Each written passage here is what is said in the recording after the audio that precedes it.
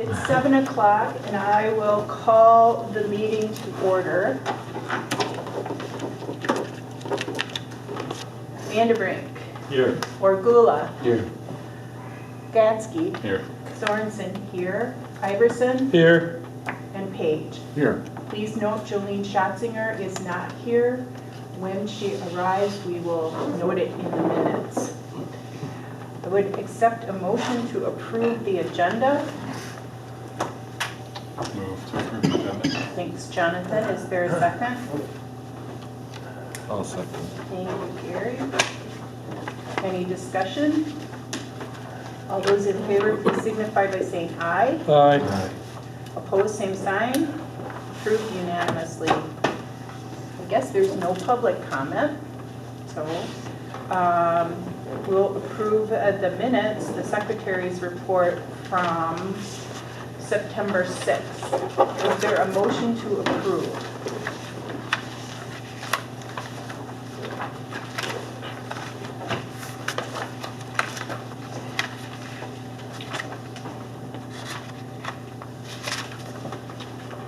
I wasn't here. I don't know if I can move to approve. You can. You can. Move to approve. Thank you, Jonathan. Is there a second? Sure. Thank you, Gary. Is there any discussion? Doug does apologize for having them be late. Typically, they go out with the agenda, so we'll work on rectifying that. All those in favor, please signify by saying aye. Aye. Those opposed, same sign. The minutes are approved. Now we will begin up, but Jolene Schatzinger has arrived. Sorry. Okay, so we have a special order of business, the audit presentation. We have Amber on the phone, and this is the document she's going to be using tonight, the slides. Yeah. And Amber, I'm going to move the phone out. So hopefully everybody can hear you. Okay. Can everybody hear me? Yes. Awesome. If there is a question, if I can't hear it, if just somebody could repeat it or grab the phone, that would be great. I'm just going to run through these slides. It's going to be informal. If you have any questions, please interrupt and we can go from there. So you should have received the printed slides. And again, I'll just introduce myself. So my name is Amber Jurisky. I've been doing the fire district audit for quite some time, probably about 10 years, as well as the city. So a lengthy span, and so if you have questions, if you have questions on and anything like that, please reach out. If it doesn't want to be tonight, that's fine. Ellen and the chief, Barb, have my contact information.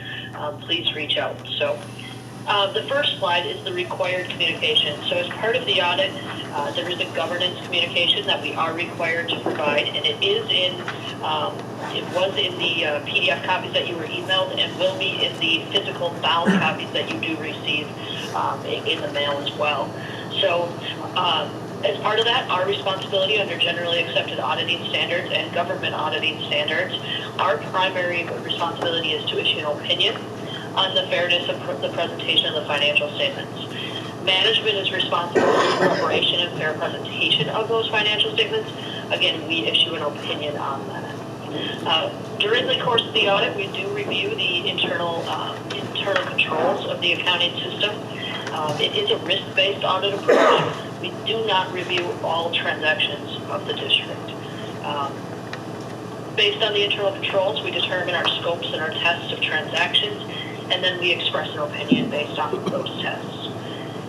The planned scope and timing of the audit is communicated throughout preliminary fieldwork and throughout the wrap-up phase, and that's discussed with the chief, Barb, and I've had a number of conversations with Ellen throughout as well. Significant accounting policies, you can find those in the financial statements in Note 1. There's a lot there. I like to call it nighttime reading material, but you're more than open to it. A lot of that is just required information that we are required to include in the financial statements. There were no unusual transactions that we are required to disclose. Again, keep in mind that is a risk-based approach. Not every transaction is real.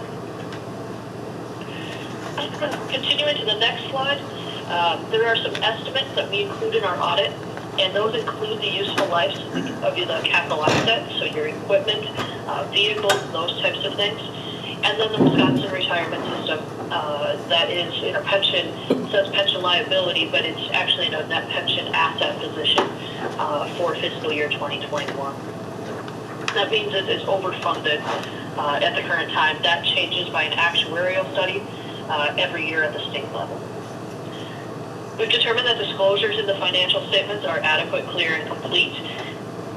And the other information included in the financial statements are the required supplementary information that goes with the Wisconsin retirement system. And there is no opinion on the required supplementary information. And the supplementary information is included within our opinion. It is the financial statements are derived from for that. No disagreements with management. And within the governance letter at the end, you're going to find a management representation letter, and that's management taking responsibility for the financial statements and the information that was provided to us throughout the audit. No consultations with other accountants, no major issues that we noted prior to the audit, and no difficulties encountered in performing the audit. Going back to the other slide, can I ask, Amanda, why would there be a no opinion? Is it stating that you just don't have the information to really make a statement one way or the other? What would that mean, no opinion? So the no opinion just means that it is not included in our opinion units, and it's just additional information included in the annual report. So the required information, supplementary information in the district's particular report, you open that page exactly, but it would be the supplementary schedules that are provided from the Wisconsin retirement system at the state level. And then you have the notes that go with that, talking about the changes and assumptions within the Wisconsin retirement system pension plan. And then you also have your budget to actual, your schedule of operating expenses, and your schedule of assessments. And that is information that is provided by the district, derived from the trial balance. So it says no opinion, but everything's linked back and forth. So all those numbers are the same as in the front of the financial statements, which do have an opinion issued on them. And that's common from a standard perspective. Yeah.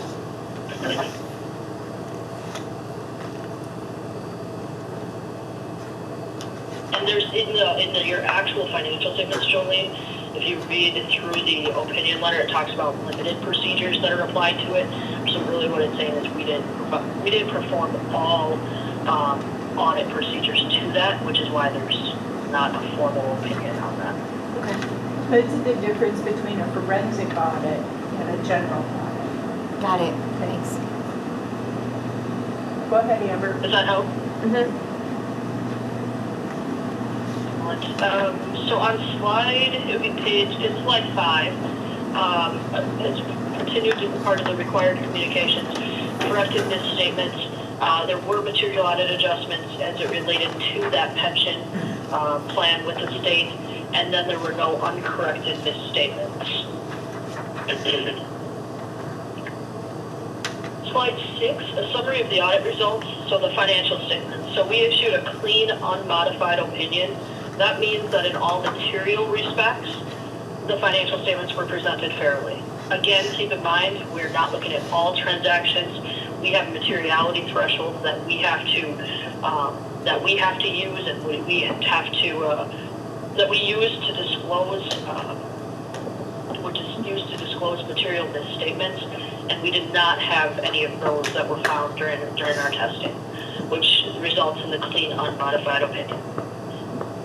The internal control over financial reporting for government auditing standards, there is one finding underneath that report, and that is the internal control report where we do not, as part of the audit, we review internal controls, but we do not express an opinion on those internal controls. That one finding is the preparation of the annual financial report.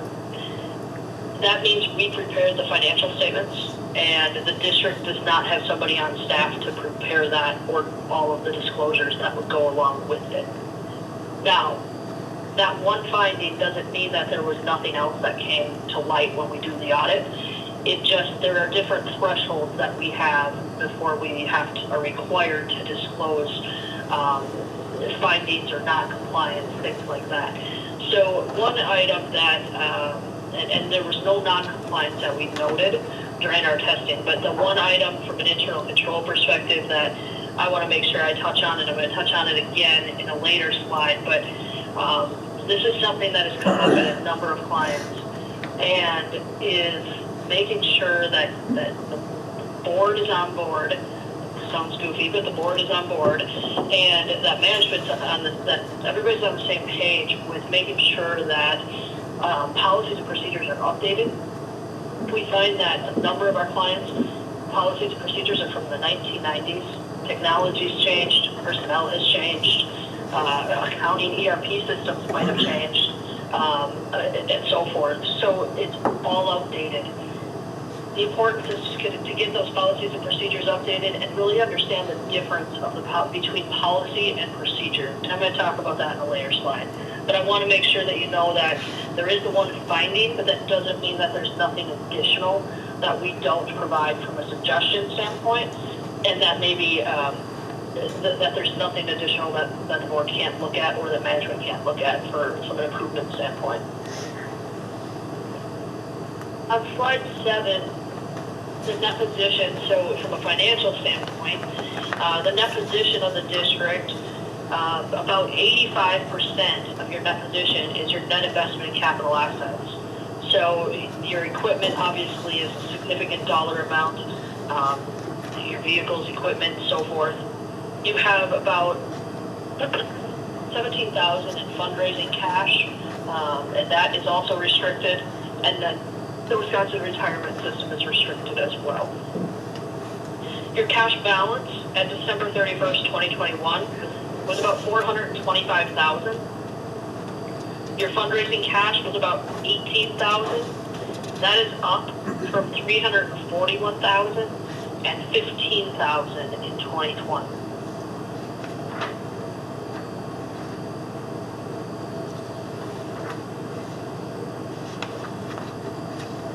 On slide 8, your statement of revenues, expenses, and changes in net position. The income statement, as I mentioned, your net position is about $2.8 million, with about 85% of that being net investment in capital assets. Your net position decreased about $56,000 from 2020. Keep in mind that within that number, depreciation is about $132,000, which is a non-cash item. So I'm going to talk about the cash flows on the next slide, but keep in mind that the change in net position is kind of distorted because you're not paying cash on that depreciation. However, that depreciation number is important because at some point in time you have to replace your equipment, your vehicles. Operating versus non-operating activities, your revenues were within $2,000 in 2020. Your expenses were up about $20,000 without taking into consideration the $200,000 for equipment replacement and the capital contributions that went along with that. Your fundraising, which is non-operating, the revenues and expenses were about half of 2020's. That was a little odd to us because 2020 was a COVID year. Would have thought it would have been a little less in 2020 versus 21. But there were some suggestions from a fundraising perspective too that we had. Obviously, I think there's the raffle and surrounding that and making sure, going back to those policies and procedures and making sure that there's proper internal controls over those, timing of deposits, things like that, that you want to make sure that you take into account because that's all cash. And likely cash. So those are some important pieces from an internal controls perspective, and again, I'll touch on that in a later slide. The capital contributions, there were none in 2021. 2020 was about $195,000 for equipment, and that came from the municipalities. Slide 9, the statement of cash flows. So the cash flow statement will summarize activity into 3 categories. One being the operating, one being capital and financing. Technically, there's a non-capital financing as well, and then an investing. Your cash provided by operating activities totaled about $79,000. Your cash provided by non-capital financing about $5,300. You had no capital and financing in 2021, and your investing activities was about $190, excuse me. Your total activity resulted in a cash inflow of about $84,000. In 2020, you generated about $114,000 in cash. So over the last 2 years, you've added about $200,000 to your cash balance, which I think I touched on before. But the cash balance was about $425,000 in 2020 or 2021, excuse me, and about $340,000 in 2020. I don't have 2019's in front of me though.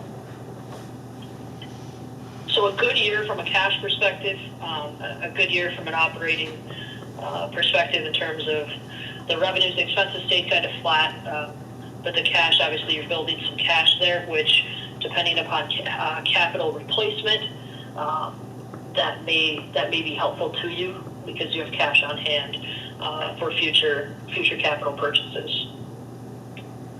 Slide 10, this is the financial statement footnote disclosures. This is what I was referring to in note 1. These are just some of them, to name a few. You can read through those in detail at your time, at your leisure. Slide 11, the comments and observations. This is where we're going to talk about the policies and procedures. Policies are the process of what's going to happen or what's intended to happen. What's the vision? They lay out the vision of the organization or of the area that you're talking about from a policy perspective. And you can have numerous policies. They can be, you want to have them in all different aspects. You want to have them in terms of, who's opening bank accounts, who reconciles bank accounts, who handles accounts payable, who handles payroll, how do you handle inspections, how do you handle capital purchases. Those are just to name a few. But those are the policies that we're talking about, but the procedures are the internal control side of that. So within those policies, we want to see internal controls written within them. Right now, you have Barb doing the bookkeeping separately from anybody else. She's really, I believe, to my knowledge, is the only person that has access to the system. But there's limitations in terms of what she can do as well. So you have some segregation of duties built in within that process, but the key is to get these written. Establish written procedures and policies, enhance current ones, and then make sure that they're covering all of your bases. Keep in mind, obviously, the changing economic times. Keep in mind technology changes, and try not to make them specific to a person, make them specific to a position. And then they're a working document where you can continuously update them, and they don't have to be, you don't have to worry about if somebody changes or if you're changing a policy and what happens if that person leaves. It's less work for you in that regard. And then, as always, we always just like to talk about, remember, internal controls are just not for the protection of the organization, but the individual performing that particular task as well. And from a board perspective, if you're approving and you're being that mitigating control and that approval on the high end, you're a part of that as well. So make sure that you, when you're approving things, that you know what you're approving and that you're getting all the information that you need, and that you're able to make sure that you make a decision or approve that based off of the information that you have.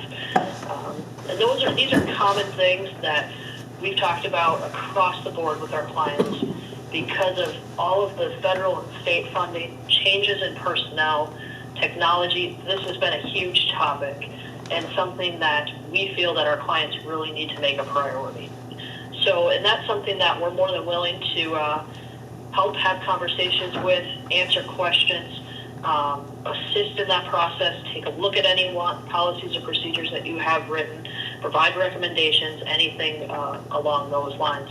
But we really want to make sure that we're helping our clients to make sure that they get these updated because it really is an important piece of it is your internal controls. Any questions on that? So this is Ellen, I have a question. So if CLA is willing to assist with policies and procedures, that's at an additional cost, correct? That would be a separate engagement that we would do, yes. Thank you. But Amber, I have a question just following up. I realize that we're not paying you for this, but thank you for this thorough information. But could you give us just a few examples of some internal controls that you have seen, sort of best practices just in general that you haven't seen when you reviewed our information? I think the biggest one that comes to mind on mine was in this particular audit was the fundraising. I was a little concerned over that fundraising process and the raffle and things like that because I think we talked to 3 different people before we got an answer, and there was cash received from the raffle, but it was deposited significantly later. And you always are going to have an inherent risk. So an inherent risk is absence of any controls. But anytime you have cash, you're always going to have an inherent risk. That's never going to go away.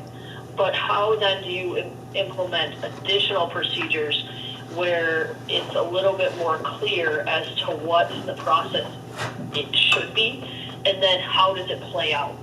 And that's something that, I mean, and your district's not alone in that. We have this conversation with actually a fair amount of fire foundations because it's just not something they're used to. And it's not something that they maybe understand big picture.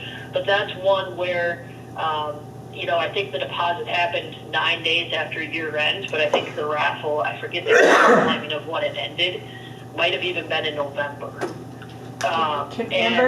Those are just some of the things that I think you could benefit from and maybe it was December, I don't know that exact date off the top of my head, but those are some things where foundationally these written policies and procedures would be able to help those involved know what the expectations are. Amber, this is Ellen. I wanted to ask the chief and the deputy chief, because I'm the new kid on the block, did we have a raffle at the end of last year?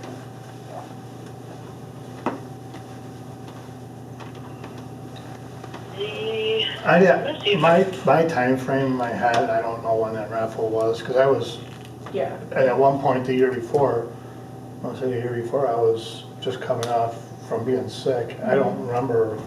All I know is that the raffles are always done through the association, not through the fire district. But then where is the money posted?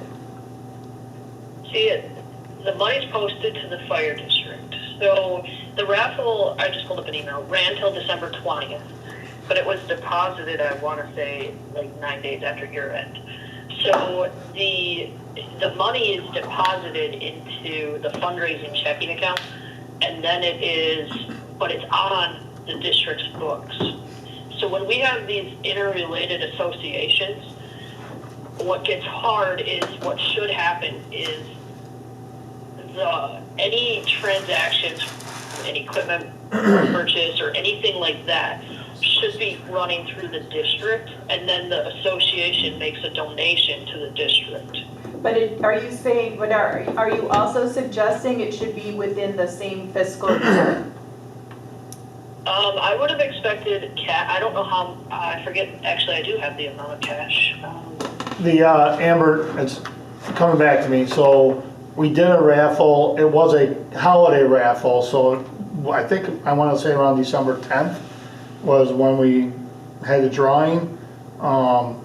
And that drawing was done, but that raffle, all that money went to the association, and then they deposited, as far as I know, in their accounts, because they're the fundraising body for the fire department. Does that make sense?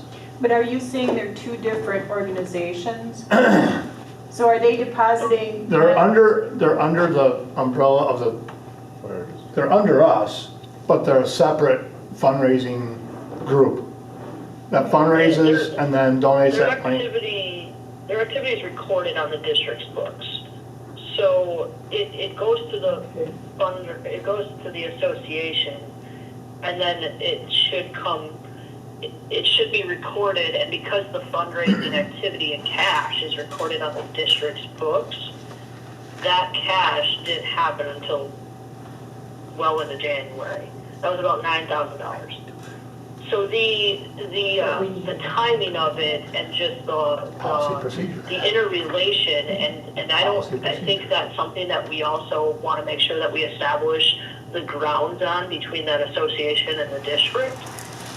Because there are some that are separate 501c3s, some are not separate 501c3s, but then you get into a situation of component units and additional reporting requirements that are a little bit more complex. But I think the underlying issue that I see is just making sure that there's a foundational start from a policies and procedures perspective based on expectations. And even if it goes to the association, it's still a part of the district's financial statements, and that really doesn't make any difference from that perspective. It still should be underneath the same policies and procedures from that perspective, unless that separation would allow them to not be included within the district, and you would have to go through those reporting checklists under the GASB standards to make that determination. But usually the relationship between the two will lead you to that they're included. Gotcha. That's helpful. Thank you, Amber. And just so I understand the difference between policies and procedures, or processes and procedures. So the policy or the procedure that we would have would be, how many days after a fundraiser does it get deposited? Then does it, show up on, on our books and how that's taken care of, right? It would be writing out the expectations. But then, if I understand that, but then the procedures, the internal controls would be what? That gets reported to the board, or what would be the internal control? That someone is overseeing that process? What would be an example of an internal control in that scenario? That's a great question. So your policy would be that hypothetically, all cash has to be deposited, or all funds have to be deposited within X amount of days. Mm-hmm. So 3 days, so forth. Then your control would be that somebody either second counted that money, which should happen before, once it's received. Somebody outside of that collection process should verify the count, and then verify what went to the bank, that the amount expected actually cleared the bank. And they would review that and approve. They would sign off on that. That would be your internal control. Got it. That somebody else verified that. Now again, you're always going to have inherent risks when it comes to cash. So, maybe this makes a better example is a bank reconciliation. So, say Barb prepares the bank reconciliation, the internal control would be maybe that somebody from the board reviews the bank reconciliation and signs off on them. That would be the internal control. You mean like the treasurer? Correct. Yes. Yep. Thank you. So Amber, this is the chief. We were asking, my deputy chief sent a message to the president of the association, and the response was their accountant, according to their accountant, the first week in January was when it was deposited, which is probably correct, as it was the holidays and the president and the accountant couldn't get together before then. So that's why it was deposited a few weeks later. Not that it's right or wrong, I'm just giving you your answer to your question. I guess I have a question, and that is, the association has, let's say, I'm just gonna pull a hypothetical number out, they have $10,000 in their account, and it's sitting there. Is that's their money? Or is that the district's money, or is that, how does that work? So right now, to my knowledge, that fundraising account, unless there's another account out there that we're not aware of, that is on the district's books, and it's that 17,000 that's restricted. So if you look at slide, let me find that slide here.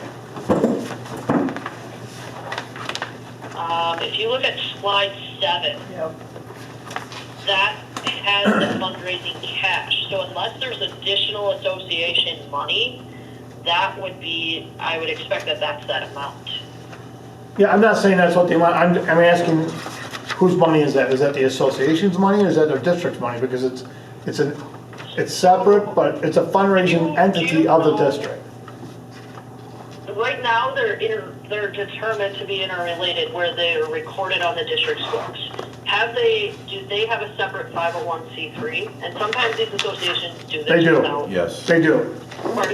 Okay, so because of the support that they provide the district and the district provides them, there's reporting checklists that get completed. And so far to this point, now there has been new standards that just came out that maybe could change that, but to this point, those standard checklists have led to the point of the association being recorded on the district's books. That doesn't mean the district per se has control of the cash, but it is a part of their financials, and it's subject to the audit. Now, if something would change, and typically we review those checklists every year, just to make sure that the organization or the setup of those have not changed, and that would the checklist would be reevaluated. And that's how you come to that conclusion of where they are, but it doesn't really change whose cash it is per se, but it matters if it's included within the district's umbrella from a financial statement reporting perspective, if that makes sense. It's confusing. Yeah, somewhat. I'm not an accountant, by the way. Well, I think it goes back to developing policies and procedures and then detailing the association's money, because that's restricted. So I think it goes back to us doing policies and procedures for all this stuff. Yay. Does anybody have any more questions for Amber?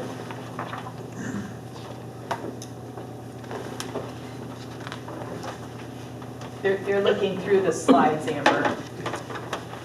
There is on the next tab, so speaking of those government auditing standards that continue to come, and this one's will be effective for the district for fiscal year 22, and that is GASB 87, and that is for leases. So anything that the district has the exclusive right to use under a contract term, or that the district provides to somebody else for the exclusive right to use, that would apply under GASB 87 potentially. There are some unique things like a short-term lease and things like that could get it excluded, but there are a lot of things that are covered underneath that GASB standard. And what it does is, in the past, capital leases were reported differently than operating leases. This standard brings them together, and they will be reported the same. So that is new for fiscal year 22.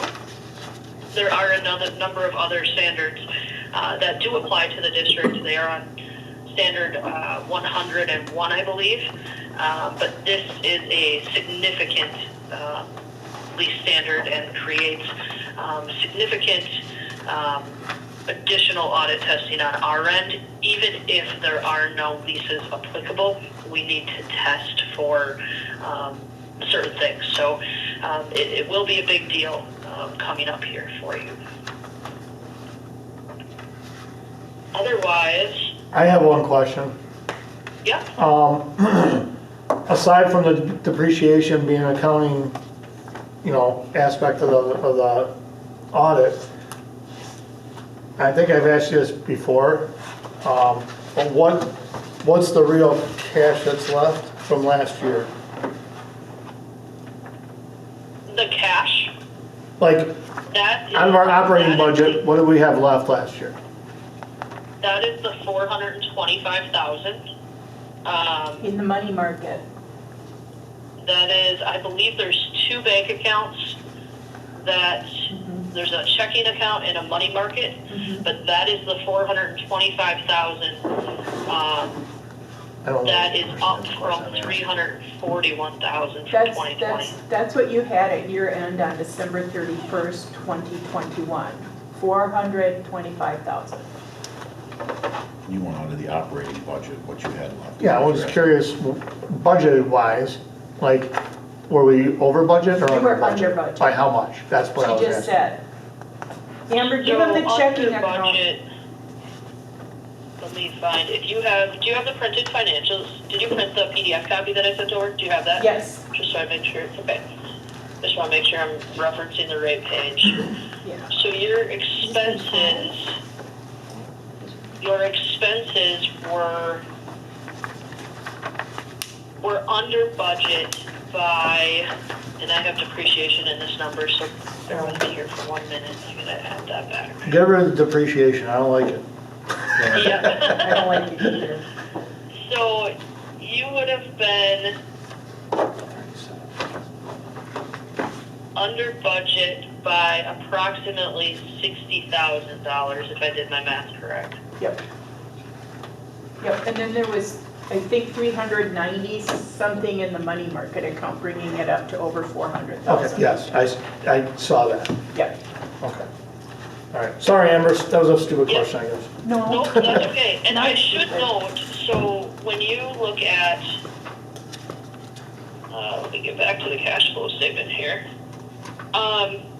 So your pension activity, so as part of that, your revenues, your expenses are a little distorted because of the Wisconsin retirement system, because that impact is included within your financial statements. Yeah, And that's about $13,000.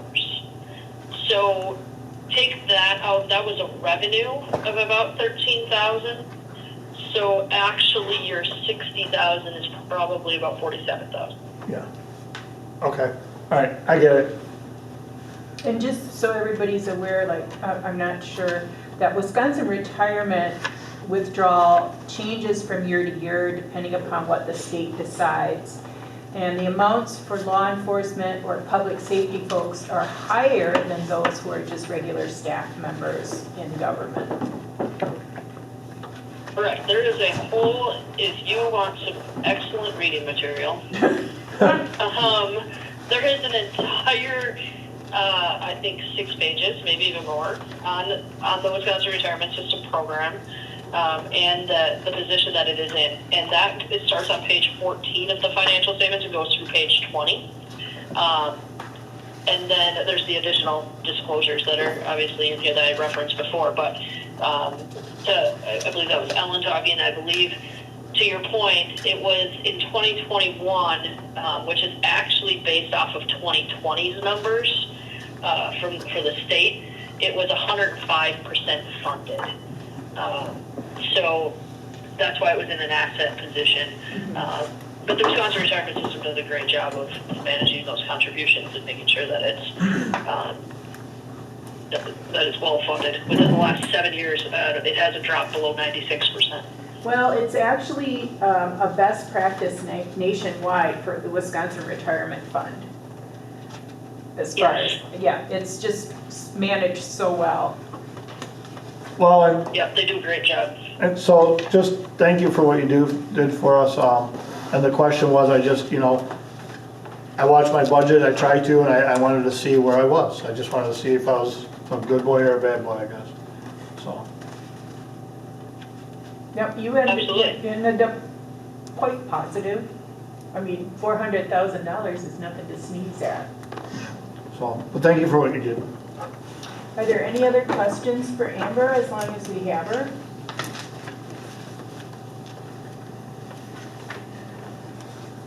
If there are any questions, my contact information should have been on that last slide. Otherwise, as I mentioned, Barb has it, Chief should have it, and I believe Ellen has it now.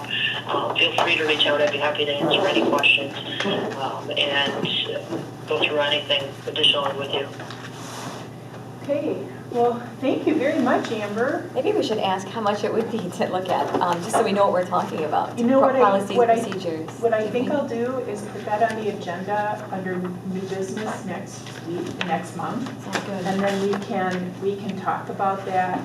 And in the meantime, maybe Amber, you can send an estimate along and we can discuss it at next month's meeting. Okay, that sounds good.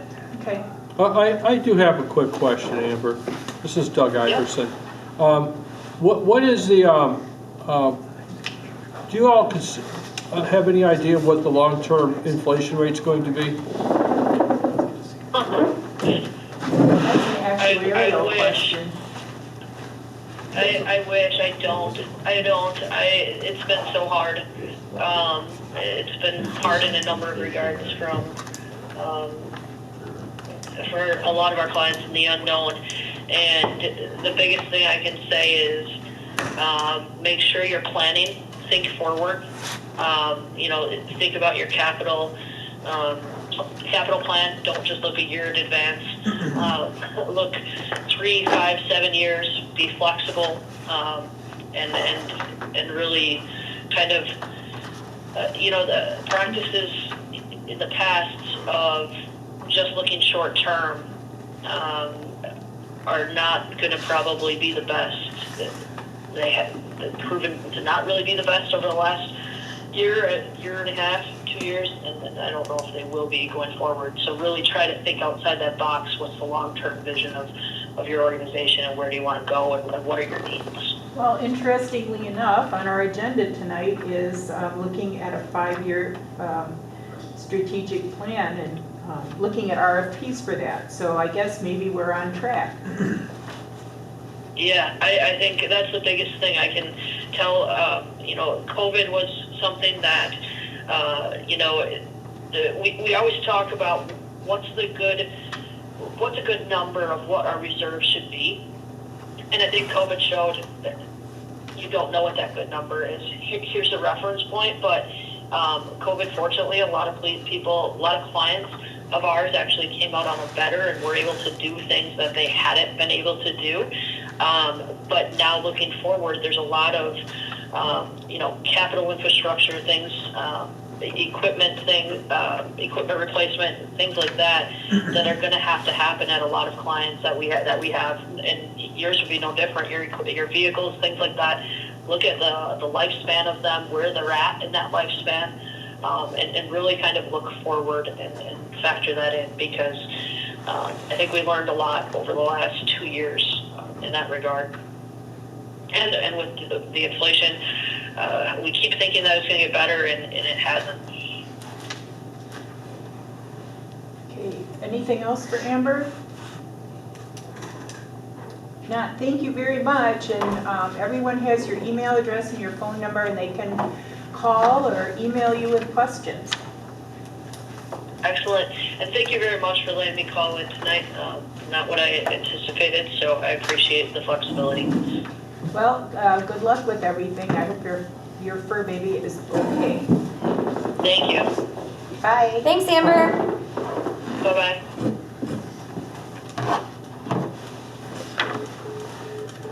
Okay, let's move on to the treasurer's report. Review of accounts payable, all that stuff. Okay, there is a number of accounts that are over 150 days past due. So I haven't talked to Barb about those, but I'm gonna get with her in each and every one of those to see. You talking about collectibles? Collectibles. Well, that's because they weren't billed. Some of them have been billed in the past. They hadn't done any, I mean, in previous years? Some of these people just never paid. In previous years? Yes. Okay. That's correct, right? Yeah, I mean, some of them, I gotta get to them now, but some of those are, I mean, 2 years old. Okay. So, Because I just looked at one today that I'm going to talk to because it says during my inspections. Okay. So that's what I'm trying to do during inspections. I'm trying to hit out the ones that are businesses that owe those. Okay. So, but there was the large stack that just went out. And then we're actually in the process of going through and making sure we didn't miss any. Yeah. So I think you have to look at things from last year and beyond. This, yeah. I've done a little bit of research with the tax intercept program. I think it's something we could do that would be not expensive. I think we could set up an account. I will talk to possibly someone in the city, or somebody, because I believe the city does that, or they've had in the past. What was the fee for that? I don't think there really is much of a fee, but we'll get into it. Because honestly, the library's looking at doing that. For just small fines, like $100 or so. The library did that, they did talk about that. Yeah, last maybe we day. can share it. Maybe, I don't know. Well, I don't know either. I know at We're Conrad County. we're a separate entity. Yeah, but I don't know. That's why we have Yeah. to, we might have to pay, we might have to share it. But I know that there's a software and you can do it yourself. That's right. That's right. And I don't believe it's a lot of money to do it, as long as you can show that you have attempted to collect this. Do you want that on a future agenda item? Yes, let's put that on there, Okay. because I think, and from what I understand is, it's any time someone is sent some money, if you have that sitting there, you'll get a crack at it. So, yes, tax time is the best time to collect it, but it could be any other time too. Yeah. Just, you won't maybe as much money going in, but yeah. Okay. All right. What else you got? On the accounts collectible, is that what we're on? Yep. Yeah, accounts collectible, So yeah. on page 1, the Matt McQueen, I was just gonna point out a couple things. The McQueen emergency on page 1, that was our annual maintenance for our extrication equipment. And below that, Novak Excavating, that's where he came out and dug out the concrete over there, where it was busted apart for the apron. There's some books, Wisconsin Society, towards the bottom. Those were books for 2 of our lieutenants who are going to fire officer class. Suppression Solutions is, that was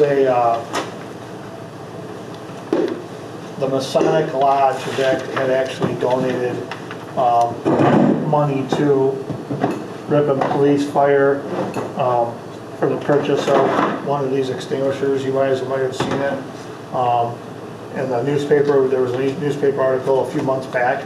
So basically what this is it's an extinguisher, a fire extinguisher. You take and if we pull up to a fire, and this is on our battalion commander's car now. So if he pulls up and he gets there before the rapid response vehicle, he can take and throw this in the room, and it'll put out 500 cubic square feet. So basically a room and content, 5,000, excuse me. Basically a room and contents fire, but it's like a hand grenade. You pull the pin. There is a safety issue because you pull the pin. Once you pull the pin, you got 8 seconds to throw it out of your hand. So with that being said, we need to make sure that we're, we know where we're going to throw it. We're not running up to it and pulling the pin. We have to be ready. But if the battalion car pulled up and somebody was trapped inside on the 2nd floor, as the 1st floor fire, they'd be able to throw this in there, buy some time, and so on and so forth. So that's what that was for. Is that powder or is that? What's that for? Is I'm that sorry. powder? What? Is that powder or is it CO2 or what? No, it's we had to look that up last night, but it was It's a gas, it's not, it's an extinguishing agent gas-wise. And that's So- not gonna kill you? It doesn't, they say it doesn't pose any danger to you, but it removes the oxygen from the air, so if you're falling, it goes off next to you or something, I think that, It's like a portable halon system. yeah. Similar, but it's- Somewhat, it's very similar to that, but they don't call it that. Job, Jonathan, you were So- clear there. Now, I do we need to I was say, in the Ripon Alliance when the halon system went off. That was Oh. delightful. Yeah, so, I mean, but that's what that was for. so do we need to say a thank you to the Masonic Center? And is there, I forget from the paper how much that is? I mean, if someone else is watching and they want Yeah, to that- donate more? That cost right about $1,000. Okay, thanks. That thing? Yes. Things are expensive these days, Mr. Page. On the second page over, Oh, it's right, real quick, you just pointed out, it's right here, it's fire suppression solution for Yeah. 919, is that what you're saying Yeah. that this is? Got it, thanks. and then on the bottom below that, Ryan Design, that is our effective October 1st. All fire department members have a fire department email address that is owned by the fire district. So there was some cost to that, but we needed to do it, and so those emails are owned by the fire district. Okay, so that was really important to get that done. The city just went through the same, something similar. On page 2, Now, we're a nonprofit, right? what's that? We're a nonprofit, so we should get a nonprofit rate for the G Suite, on a side note. For the what? For the G Suite, they give a nonprofit rate, Google Suite, G Suite email. Anyways, Ryan Design, But is there, that, yeah, but there's, that's our IT person, okay, but we needed more than just what they were gonna give us. okay. So we needed to be able to, if somebody sends an email, we need to be able to get into those emails. There's a lot more that goes into it than just the free stuff. Okay. That's why And there that's was why the cost. city had to pay for the council members to have, because it's over and above the number of free stuff you get. Plus, the more you want, and the security you want, or be able to get and retrieve emails, if there's an issue, that's why all those costs. And this is really good because we are a public entity and we will get open records requests. And that's actually, We got you know, one. and that also includes the cost of the IT person putting all the emails together and all that, I mean, Thanks. yeah, so. Other than that, on page 2, there's some stuff, I think self-explanatory stuff on there that, you know, Webster's, West Penn, and the documents for the audit. So, that's all I have. Any questions?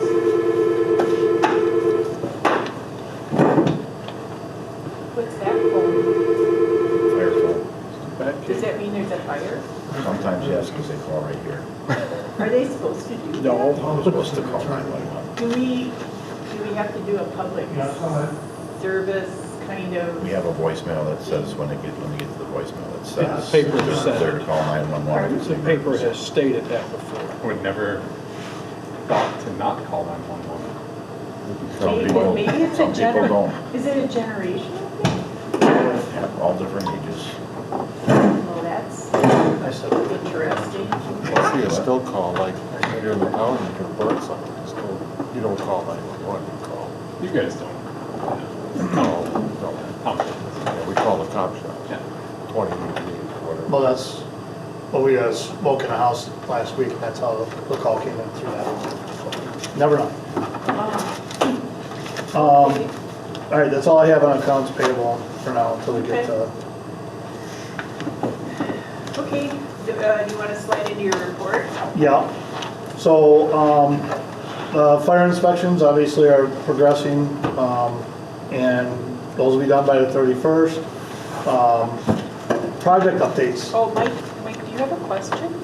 Oh, Don't we have to approve the treasurer's report? I think you're right. Thank you. May I have a motion to approve the treasurer's report? I make a motion to approve treasurer's report. Thank you. Is there a second? I'll second. Thank you, Mike. Is there any further discussion?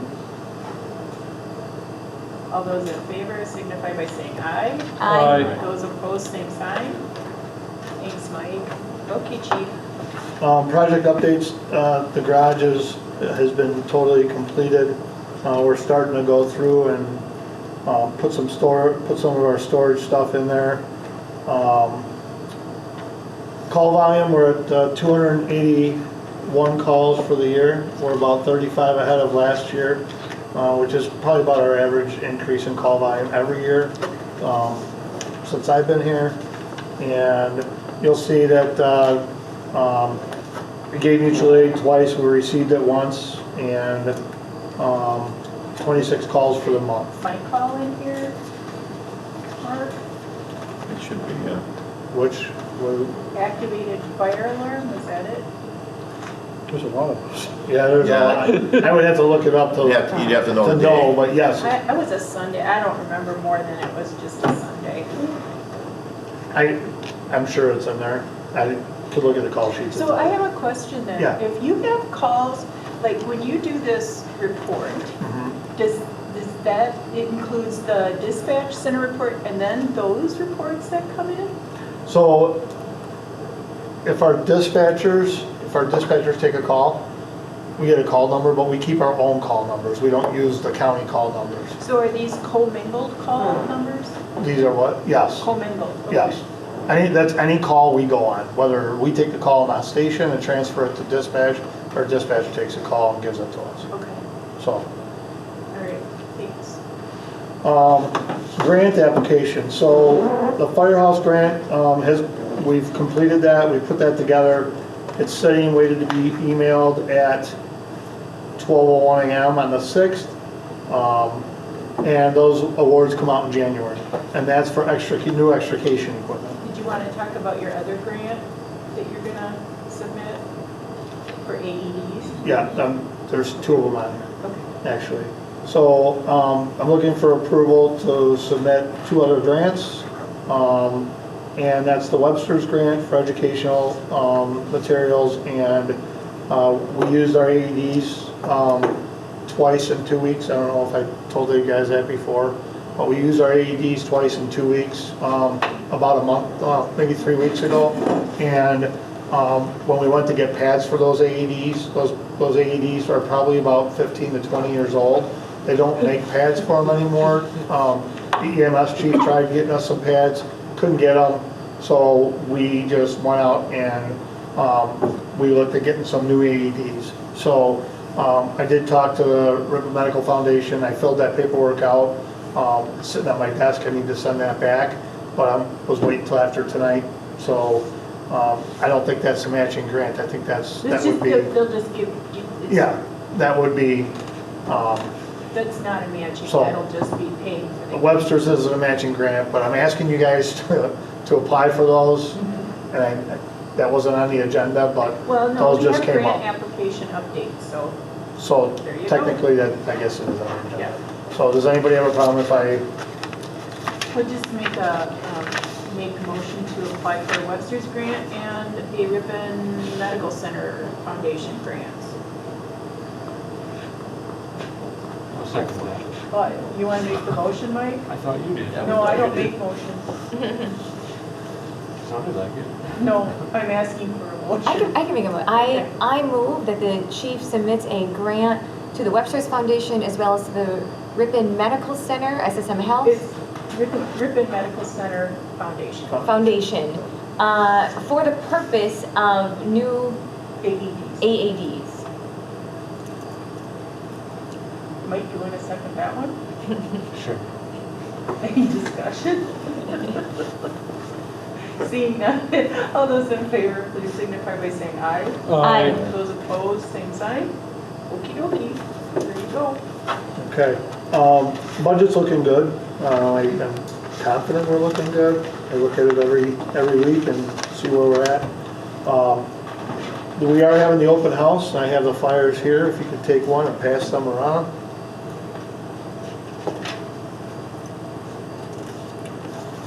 Take one and pass them around.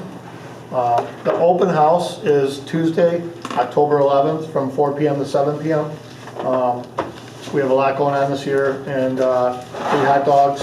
We're doing hot dogs again this year. We didn't do that the year before, and popcorn. So I will be getting it's not gonna be in the newspaper, it's on social media, and it goes out in flyers to all the school kids and daycares, and then we'll have those handed out at local stores also. What time is it? 4 PM to 7 PM. City council says it will. Just gotta wait. Are you gonna raffle off the use of the portable hand grenade? Yeah, no, we're not doing any raffles.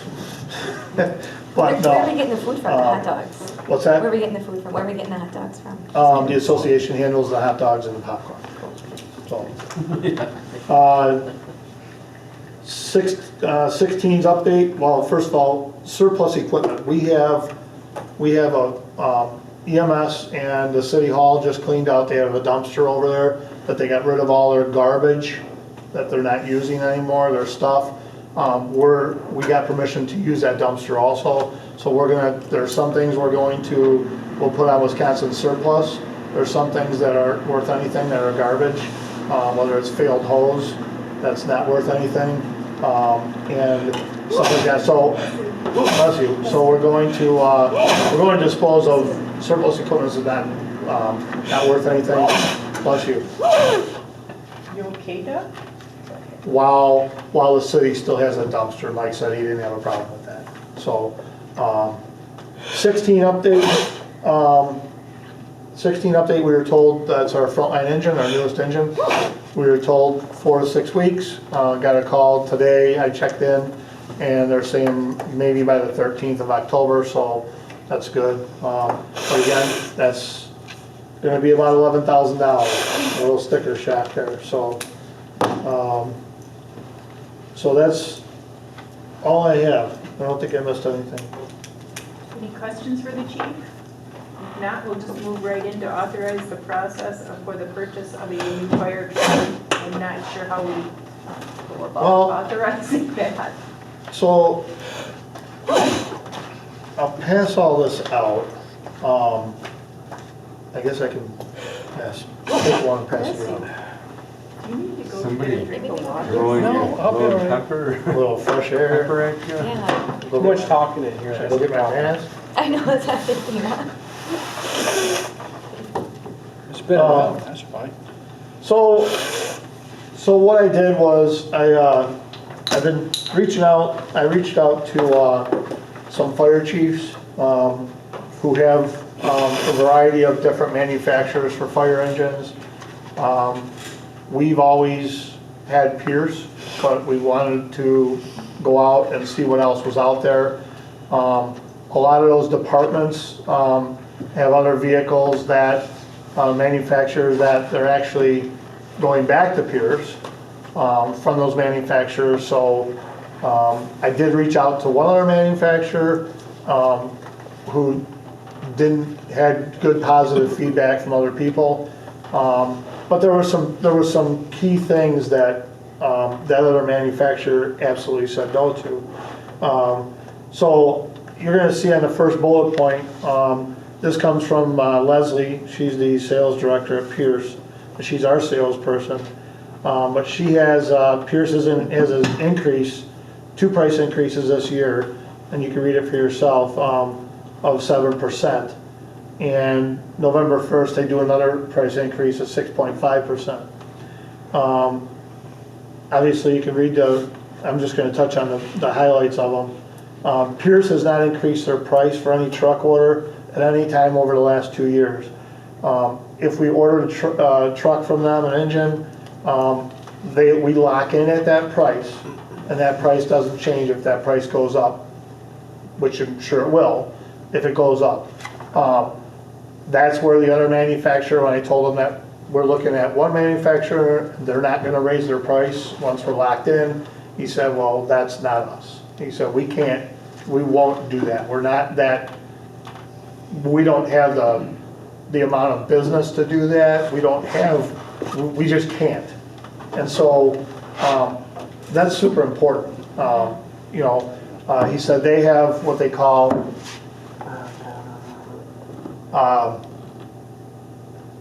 where it's in their contract. If the price goes up of material, your price goes up also. So that was a big one that Pierce does not raise their prices. No, real quick, it's saying that they haven't over the last 2 years. Correct. But you're saying that when you sign something, they are willing to go on record to say they won't. There's a clause, and I don't know how the clause Okay. reads in there, but, you know, they're saying that there's a clause in there, but they haven't. Whether that clause allows them to, but they haven't. Okay. Okay? So, and again, all this is preliminary stuff. So, the current lead time for custom engines is about 29 to 30 months, depending on the order time. You know, as November 1st comes, a lot of people are trying to get their orders in because they want to lock in at the lower price. So as those orders come in and increase, that pushes their time back. She did tell me that she could see that time going to, you know, 3 years, 3 years out. So, Chief, what's the process for doing this? Like first of all, do we just look at one, like Pierce, or do we look at a second group? And how long does it take you to spec it out so that, I mean, can it be spec'd out between now and October 31st? potentially, maybe. I mean, is that something that you and Mark can do? We would want to do, yes. So But you I don't, can't I mean, do it that. all depends, you know, I mean, there's variables from them that go into it, there's variables from us that go into it, going back and forth, what we're gonna want, what we're gonna, you know. I can't guarantee it's going to be, I'm not gonna say we can do it by October or November 1st, but we would try. I mean, that's the goal of everybody. Go ahead.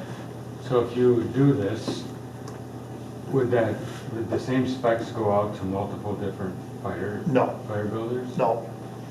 So you would go, Why not? because we would go to that manufacturer, the one that we prefer. We would draw the spec up with them, and then if we wanted to give it to somebody else, we could, but we've never done that in the past. Being a fire district, we don't have to go to bid. We don't have to go out and see what's there. We're doing our homework. I'm doing my homework. I've spent hours on the phone, hours writing notes down, talking to people, doing our homework. And so the process is you give us the okay to do it, and then we go and we spec it out from there. Then would you need us to meet like on October 31st instead of November 1st to approve? I mean, I don't know how to do this. There would have to be another meeting to, yes, approve that this is the site, because you're gonna need to know the price, Right. right? Right. I mean, we're gonna have to have some communication back and forth, and that's another variable. I don't know, you know, that might be 2 meetings that we need to have. I mean, that might not be, she wasn't very,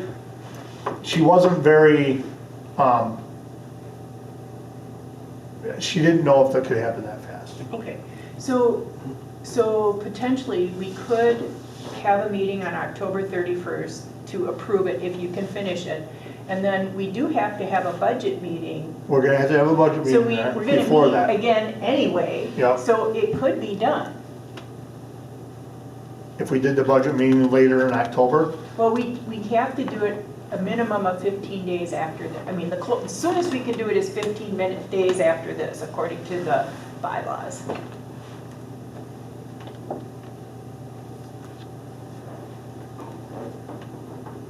So we have to meet again anyway. all I can tell, Ellen, all I can say is we'll try, we could try. I mean, So I think that, I guess I'd like the rest of the board's input on this, but if you spec out a truck, you get something, I think you still have to look at the other options that are out there with the same specs to see where it sits. Because you could potentially save $100,000 to $200,000, and is it worth that much to everybody in the end, or you know, the life expectancy or whatever? You know, I guess that's what I'm looking at. there's different car dealers out there, right? There's your Nissan and your Fords or whichever. Everybody thinks their cars are one car's better than the other. But there's dealers that are more expensive. If you go get a Lexus, it's gonna be more expensive than getting a Ford, okay? It's the same thing. There's different companies out there, manufacturers, that would probably be cheaper. But those manufacturers, those are the ones I actually called, those departments that use those manufacturers, and the response I got was not very positive.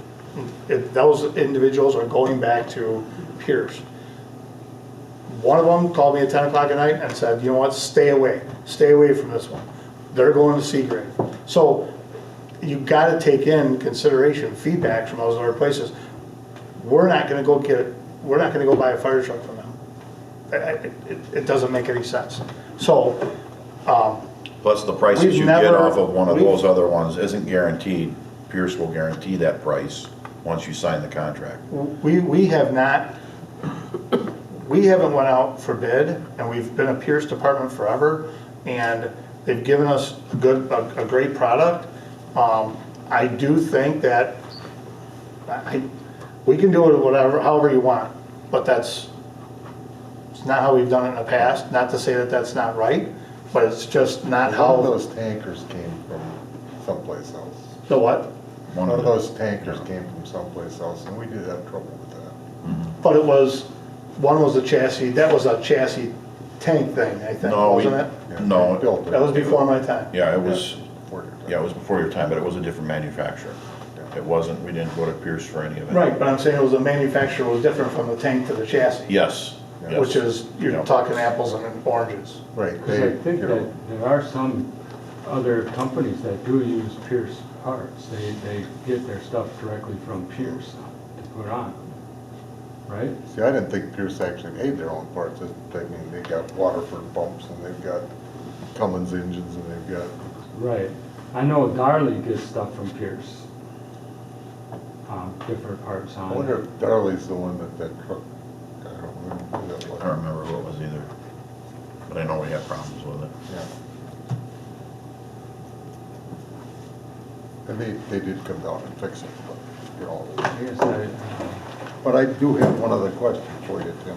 Yeah. When you're reading this thing, it's at the current lead time for a custom engine. Do you have anything else but a custom engine? Well, we did talk about that. And when we bought the ladder truck, we bought one that was, so that what they do is they are always building a truck to use as a demo, right? Well, when we bought the ladder truck, that was going to be built as a demo unit. We saved money on it, and we got it pretty quick. Like it was less than a year that we got that ladder truck. When I talked to her about that, she said, first of all, these days, you can't get your hands on a demo truck. they're not building demos anymore. Well, there's demo prints out there, but those people are grabbing those prints up because those are a little bit quicker, but you're not getting something that's meeting your needs. You're gonna get a fire truck that's got this cookie cut out to it.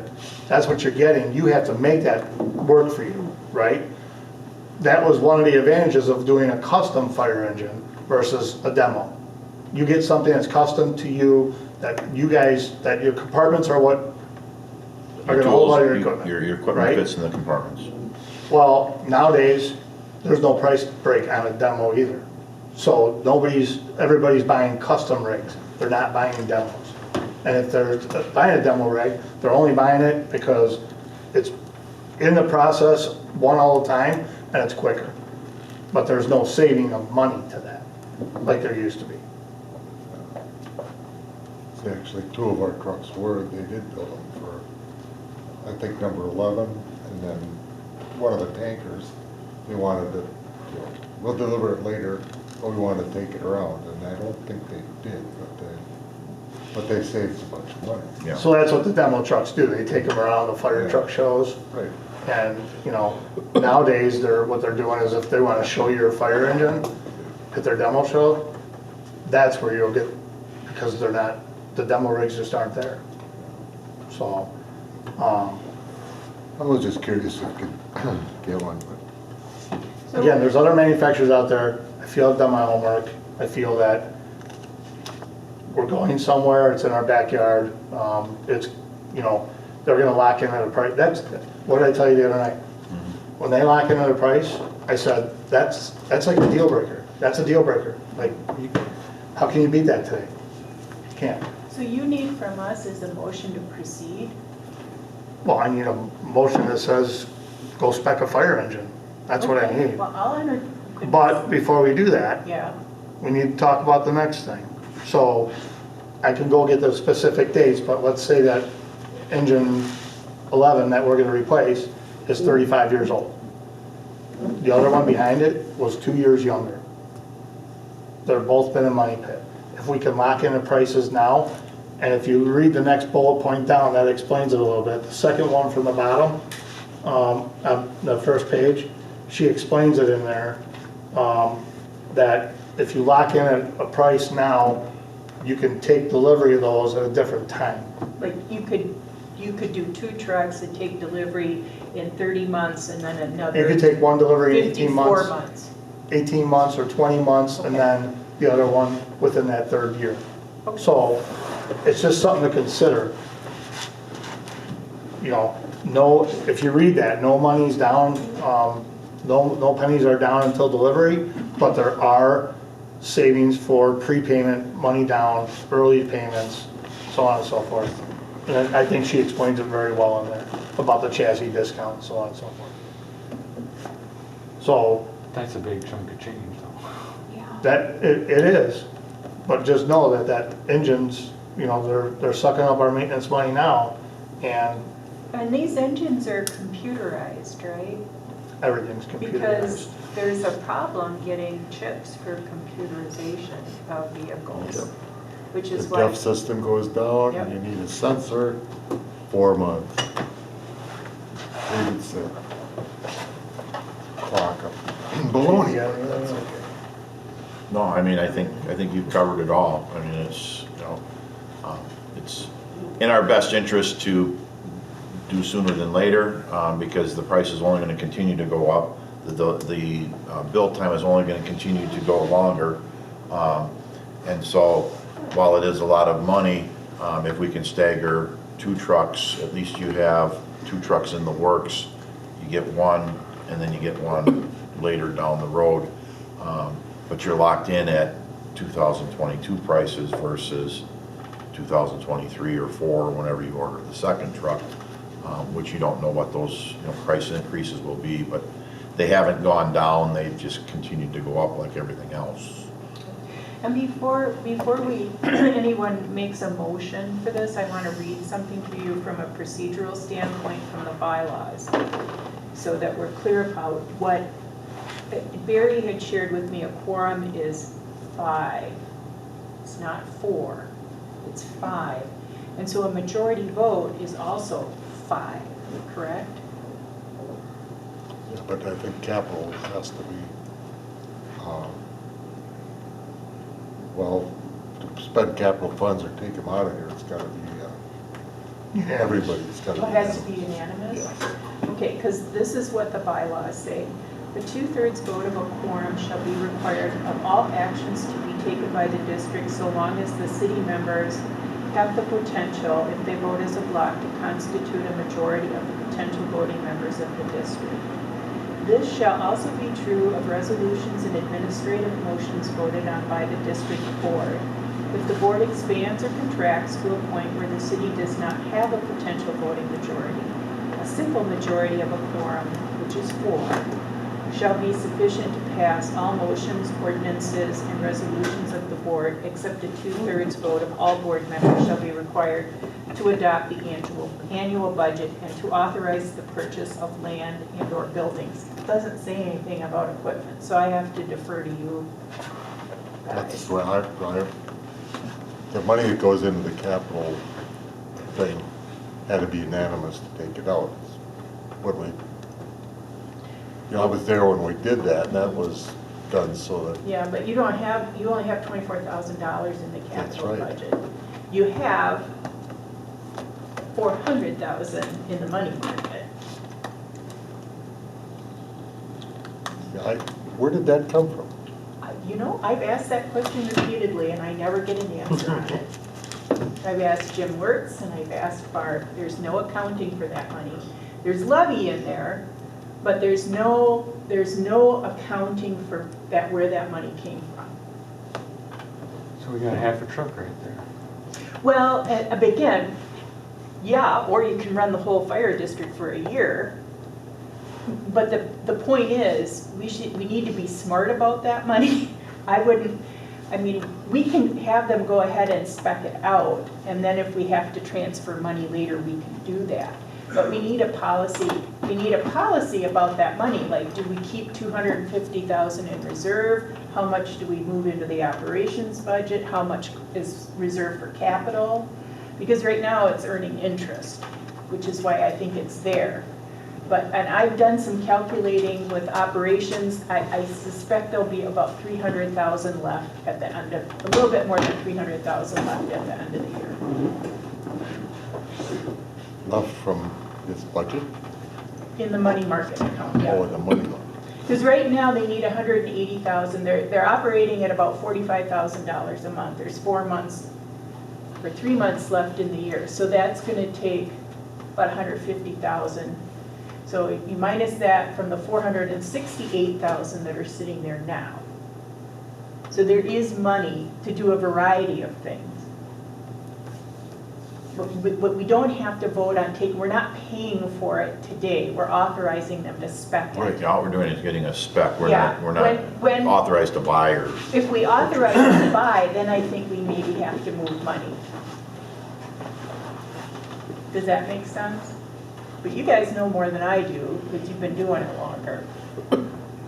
So did we just say that we have this money market fund that we don't know where that money is from? We don't know if it's restricted, unrestricted? Correct, We don't know anything about it? correct. Well, I don't think it's restricted. Well, I don't think it is restricted, and there is levy in there. So the levy needs to be spent before we raise levy. You can't raise levy when you've got levy sitting in an account that's earning interest. But that'll come under the budget. I'm just saying tonight, I don't think we have to worry about Not money. to order a truck, you know. Oh, Yeah. we're not even ordering it, we're just getting the Yes. specs. We We're have just- to worry about the money when we order it. Yeah. Going back to manufacturer ordering this out, I like that Piers, we're supporting local. I Yeah. do think that there is a value to that.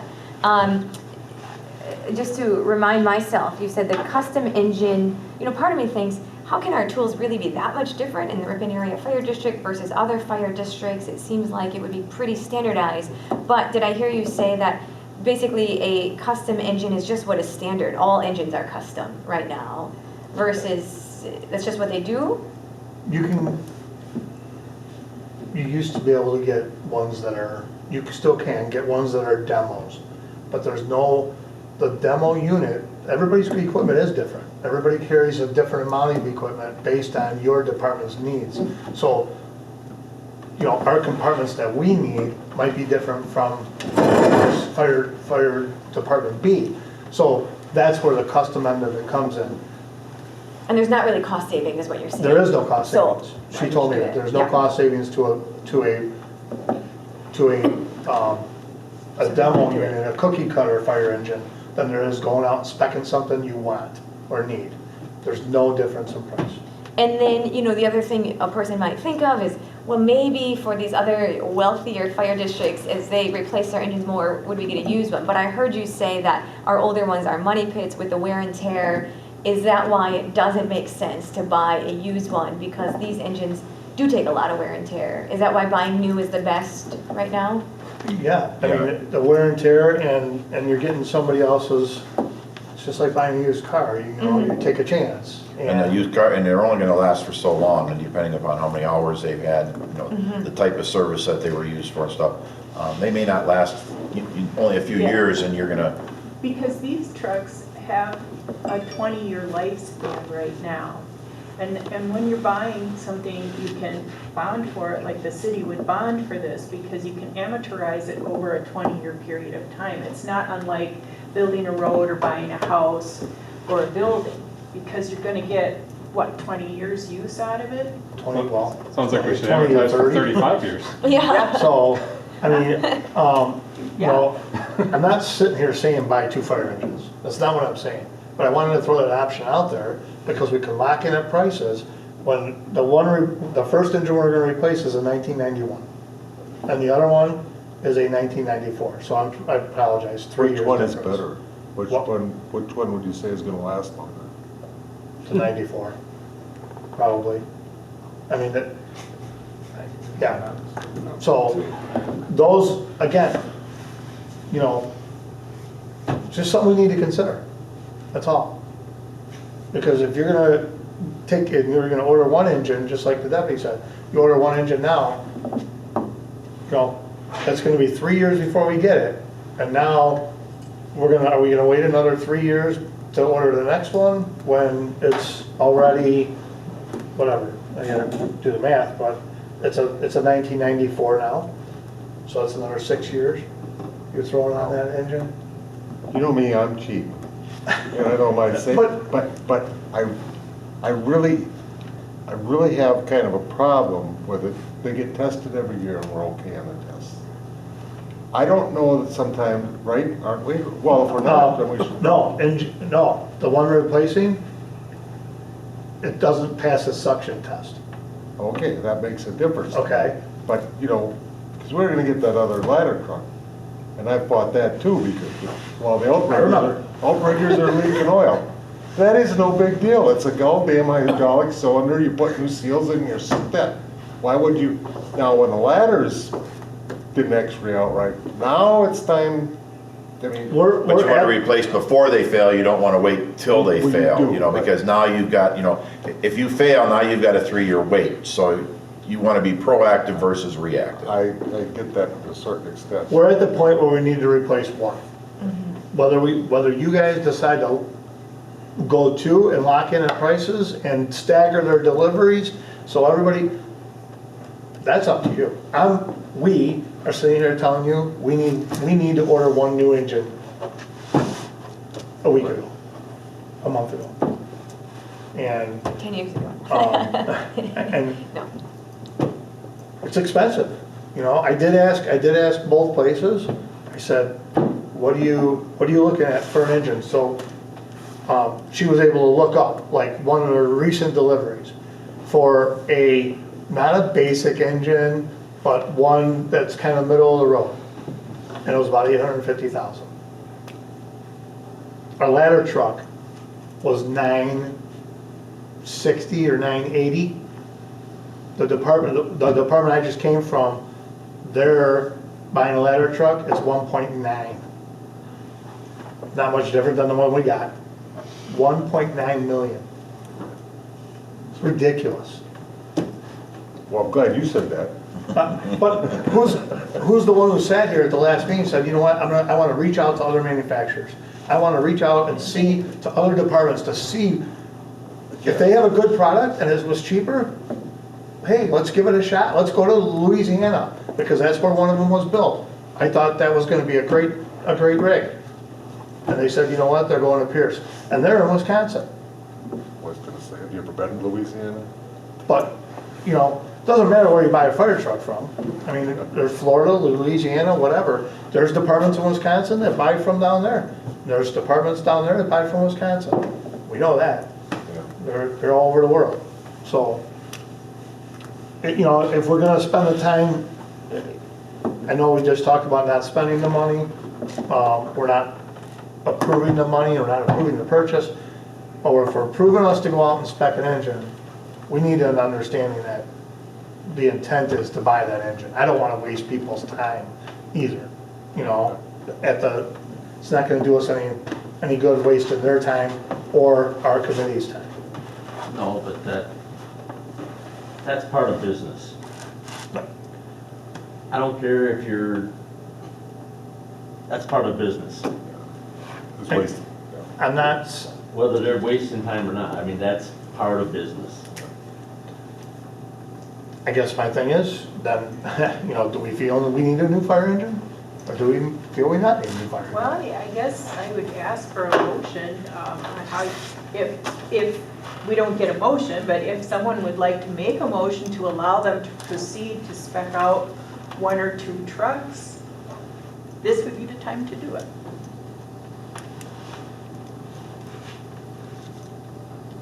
And we will meet again to determine cost and if we can pay for it. The city budget meetings start, next Thursday? This Thursday. So it would help them to know for their 5-year capital improvement plan if we are intent upon buying a truck, because it would go in the 5-year capital improvement plan. I guess my only comment, Chief, is, I'm familiar with Pierce from when I used to do compliance stuff, and I have no problems with Pierce, but cynically, I would expect a price increase in that 3 years, even though they're saying not for orders. Every company that we deal with that hasn't done price increases on orders has rolled price increases now into orders in the magnitude of 10 to 20% of something that was already on ordered, that you just had to pay that. And they never had in the past 60 years have done that before. So my only comment is go into that expecting that they're possibly going to walk back on that and roll a price increase in She 2020. did explain, because I asked her about that, how can you do this, but the other one can't? And she did explain, and it was something like, a lot of those other places don't make their own stuff, where they do. So there's, they have that flexibility. I mean, I'm just telling you what she Yeah. told me. So, because I asked the same question you kind of just posed.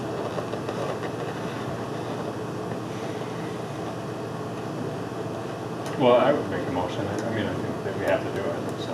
1 or 2 trucks, Jonathan?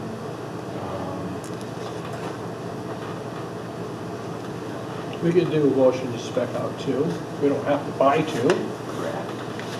Well, you would spec out one, they'd be exactly the same. Okay. The 2 trucks would be the same? Yeah, so you're making a motion to spec out one. Okay. Yeah. If And you they're just decide looking at the something price on- different, when the price and spec is thrown on the table, and you decide that. Okay, is there a second? I'll second that. Thank you, Barry, and I want to remind everyone we'll take a roll call vote. We need 5. Vanderbrink, Yes.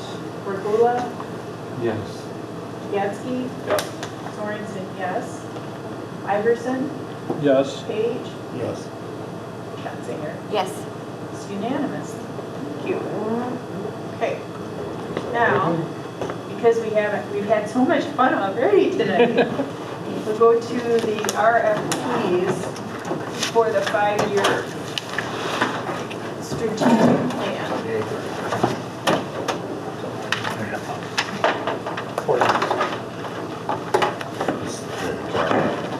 What? This is the kind of job I need, that's for what they're charging. Consulting. Yeah, You would make a great consultant. I would.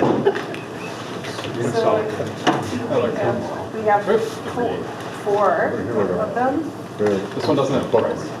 Yeah, it does. Very. It's like 3 pages in from the back. It's very expensive. They're all expensive. Well, they're all terribly expensive. I found this one's really expensive. Yeah, it was, because they charged to come Yeah, up. yeah. Oh, Found it? no. Oh, okay. I found it. It takes a while. What page Oh, I is see it it, on? yeah. Okay, it's 45,675 for this one. Dynamite. This one's like this one. 45,000. Dynamite. This one's like 50,000, 50 something. So here's the deal. This one is from out of state. Can I ask you a question? Yeah, Are we picking one of these? yep. If we pick one, we would vote pick one tonight. Okay. But, and correct me if I'm wrong, which I know you will. Have we made decision to actually do this? That's what we're doing. But why are we picking a company to do it?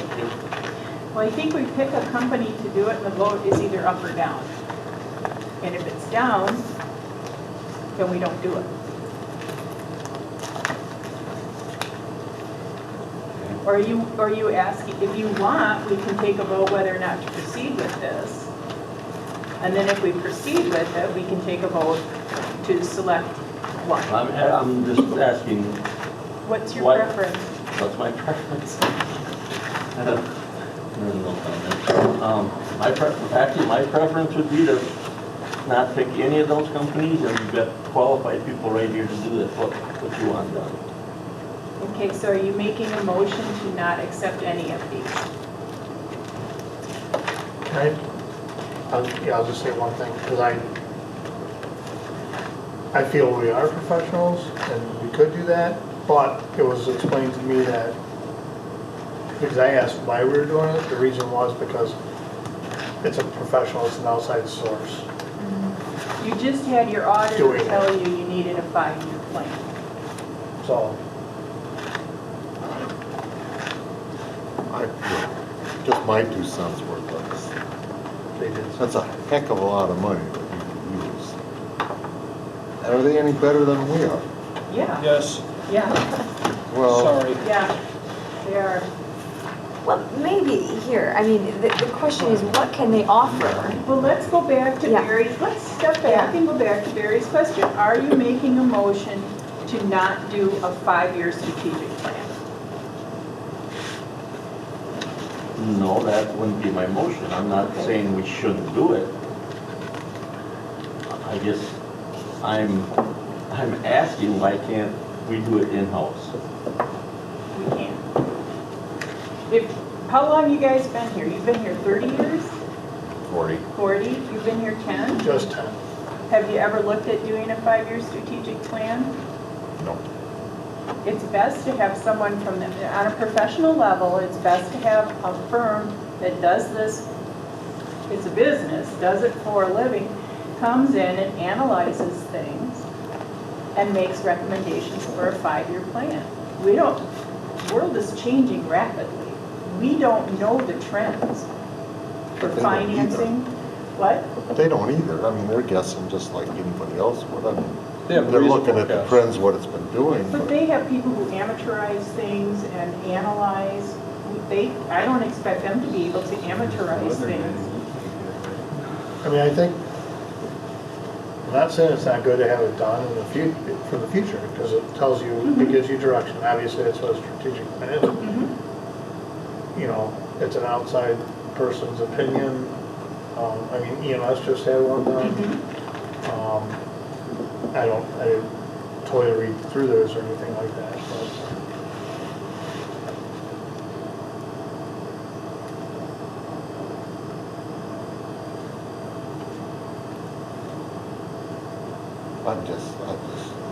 I see the money they want.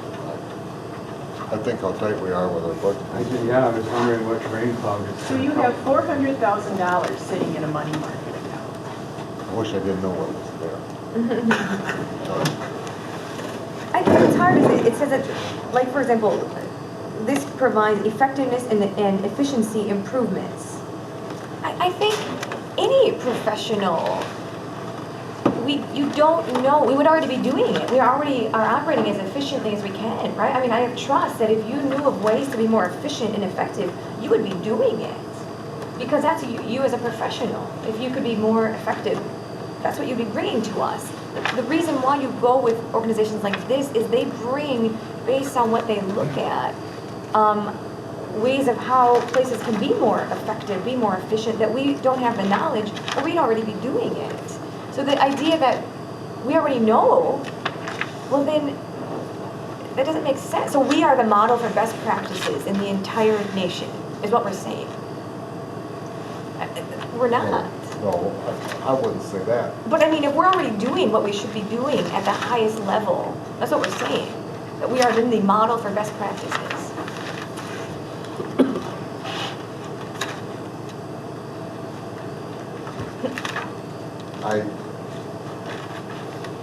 I'm not looking at it like you're looking at it. And I'm not saying this is a bad thing. I'm just saying it's an awful lot of money. And on all of these that I read, a lot of them aren't much for fire, they're for the EMS and all of that mixed together. And you guys just did an EMS thing. Well, they're not gonna do EMS for us, they're gonna do fire for us. But it says that, according to these, some of them anyway, it said they were gonna coordinate EMS with, they were putting the whole emergency thing together. No, is what they're I not gonna understood. do that. They will follow our directions. Well, they're gonna charge less than if they're not dealing with EMS? Hope so. I'm sorry, just trying to be practical here. Oh, no, I appreciate it. So also this Mike. says interviews. Are we gonna then do, I mean, if we have what we can do, are we committing to that then tonight? If we're gonna do it internally, so we are gonna take the time to do interviews. We're doing an organizational analysis. What process do we have? I mean, then we have a whole lot of work and we need to decide, speaking of policies and procedures, which we were just told we need to do, we need a whole process laid out and soon.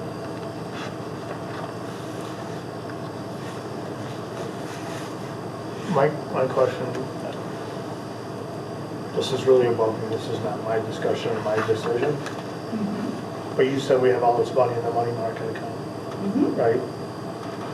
So would the townships or the city have to go back and ask for more money? Or are we gonna take that $29,000 or $30,000 out of that $400,000 I would to pay for this? I would Because- recommend that. I don't think we can ask for money when we I mean, I'm asking because I don't know. We can talk about how to fund it, but yes, I would say we have $468,000 sitting in a money market. And that's right now. not, that wouldn't affect our budget, not being able to do what we normally do or anything like That that. money's just It's sitting not there. gonna affect us buying a fire truck, Nope. so that's what I'm asking. 'Cause We need if, to develop a policy on how to spend that money. I think you had left the room, but what we need to look at, based upon what Amber said, is we have to look at policies and procedures. How do we want to use that excess money? Do we want to keep $250,000 aside or for, in case something catastrophic happens? Do we want to set $100,000 aside or more for a down payment on a fire truck? Do we want to actually move some to offset operations if you find out in the future that you're going to run short for a year? There's all sorts of things you can do with that money. I think to answer your question, we try to do the best job we can, obviously. And yes, we're experts, but do we know it all? We don't. Do they know it all? I don't know. But if there's $400,000 in there, that's not gonna affect our budget, and it's not gonna hurt us in any way, and we can take 29 or 35 to know where we're at in the future, maybe know where to save money, maybe know, I mean, Yep. maybe that 29 or 30,000 is what I was worth it. If townships don't have to go back Nope. to do anything, and the city doesn't, we have the money to do it, Yep. so are we really hurting anything by taking the 29 or No. 32,000 out? Well, I wouldn't take 50,000 out, that makes me a little squishy, but yeah, I mean, there's money there to pay for this study. We don't have to go back to the towns, we don't have to go back to the city. That's not gonna affect our budget? No, because that's separate from your budget. You've got $468,000 in there. You've been operating at about 45,000 in expenditures per month. You've got 3 months left in the year. So, For what it's worth, Barry, I mean, Alliance, I think we went through like 4 consultants. It was like this. At Generac, we've had 2. Just basically this at a business level. Not all of them were winners, right? It was about 50. It was like a roll of the dice. And there were some that were just money pits and they didn't work. But the ones that were successful was helpful for us at a business level for like what it would be here at a fire level.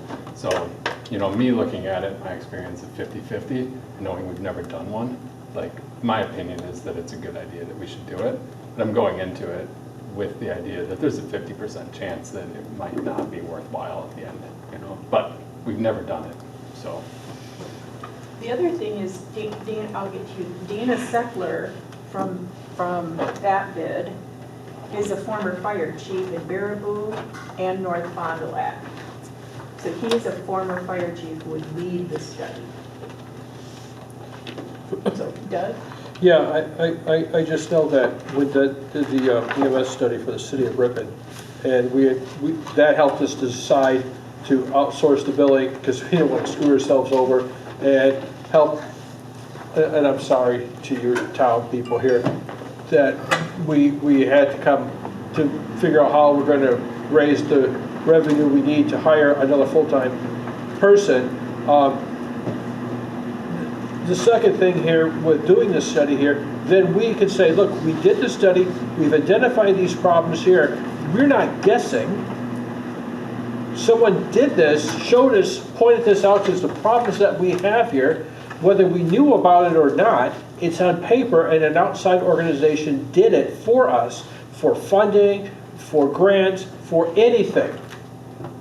Then we can move forward using this study for the next 5 years. And so I think we got to move forward on it. We got to find out what the problems are. We can't just run this haphazardly and kind of careen through the problems that are coming up. So I think we should go forward with it. I'll make a motion. Well, I thought there was another motion on the floor. No, Barry didn't make a motion. Oh, well, then I'm going to think. Okay, I'd like to make a motion that we accept one of these 4 RFPs. Seconded by Jolene. Yeah, I guess, yeah. Okay, any further discussion? Now remember, we need a 5-person vote for this. So we'll do a roll call vote. Well, no, I want to point out that, well, this is on, we're not choosing one yet? Correct. We're This just is whether or saying- not will go ahead with a study. Got it, yes. Strategic plan. Paige, What? we're voting. All right, oh, 40. I'm gonna, I guess I'll go with going with the study. I've got some reservations, but It's okay. Iverson, Yes. Sorensen, yes. Gatsky, Yes. Borgula.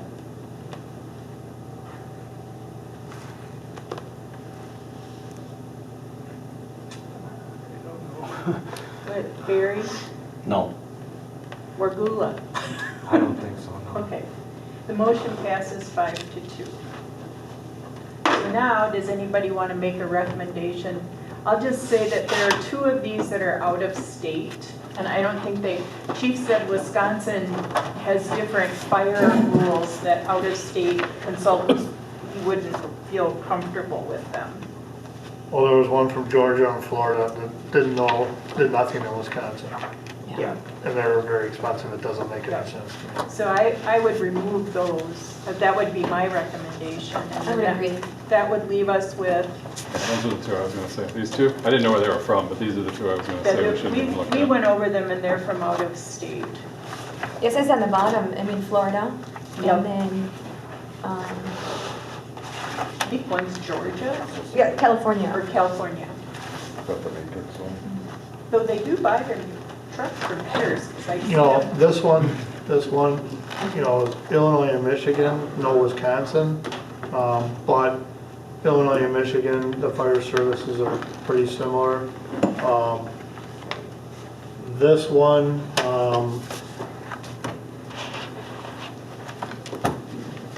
they haven't,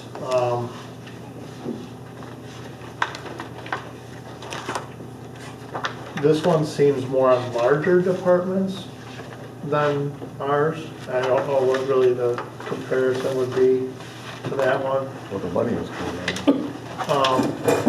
And obviously this one was local, and this one,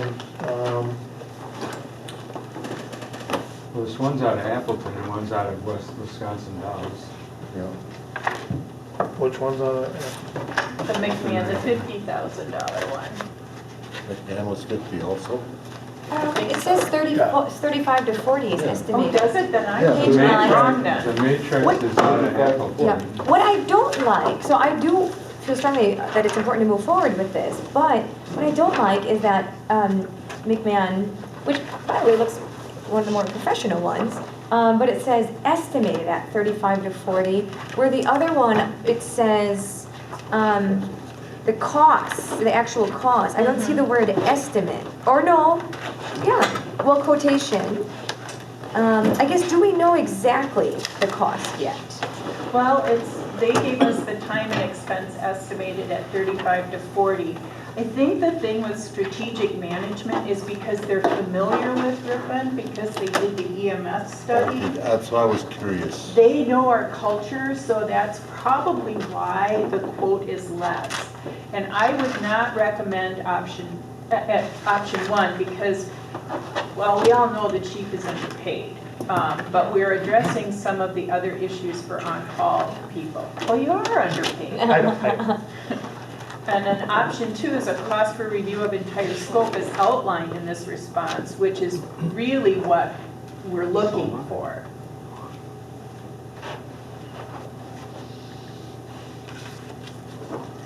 If, I don't know what to say, what not to say.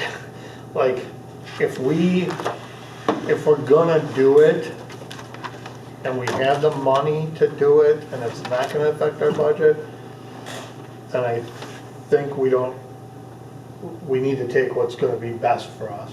And really, and I also wanna say, not worry about the price. If it's $60,000, obviously, probably not. But I'm just saying, we need to do what's best for us. Keep that in mind. So what we're doing right now is we're selecting, I think we've got it down to 2 firms. So what we're doing is selecting one of the 2. What's hard for me is the one that has already worked with the city. I like that they understand our culture. They understand more of the nuances of here. And that's a real value. Again, perhaps that's why there's cost saving. But again, it's not that much cost saving.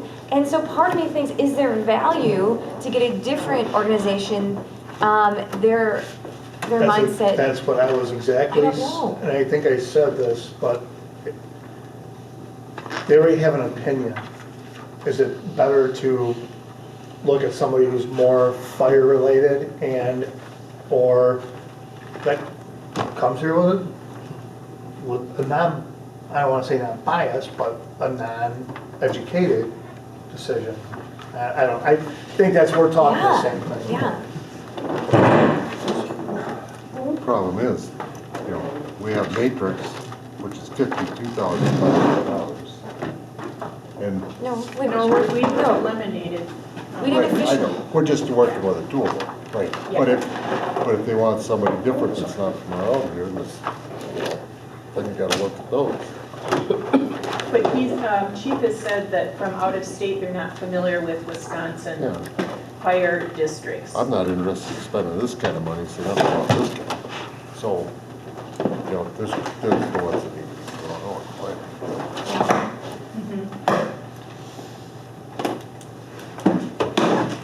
I'm not saying they wouldn't be able to do a good job or do it, but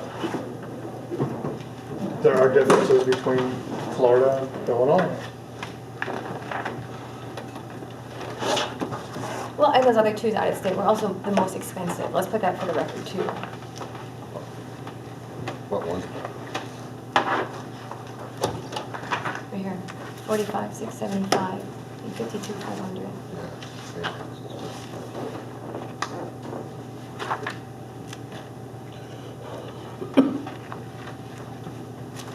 I also think there's something to be said, again, we've already decided on this, but it sounded like maybe there was some question about going back to these.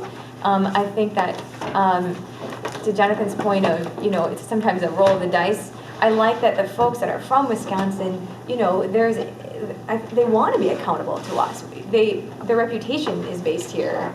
I think there's something to be said about that.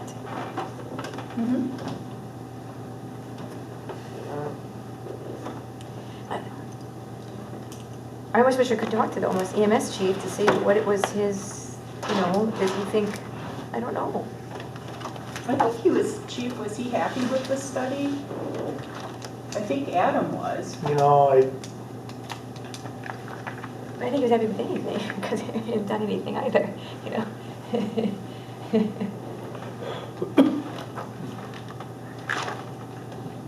I don't know for sure, but I don't wanna, I'd rather not comment on their study. And Okay. I mean,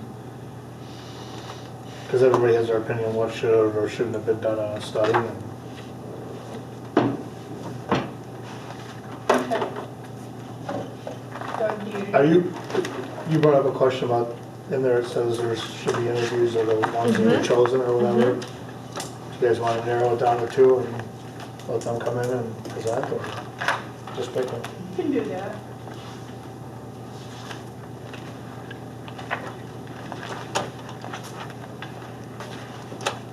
I don't know, I'd be open to hearing. My preference is to McMahon between the two. The what? I don't know how you pronounce it, McMahon. Do you want to invite him to the next, the You could, I'd be open to November it. meeting? It's fine. What's everybody's pleasure? Just one, or? No, You could invite both. both. Both. I would think both. I mean, they're gonna make $40,000. Been there with If we waste our time, it's okay. See, I learned it tonight.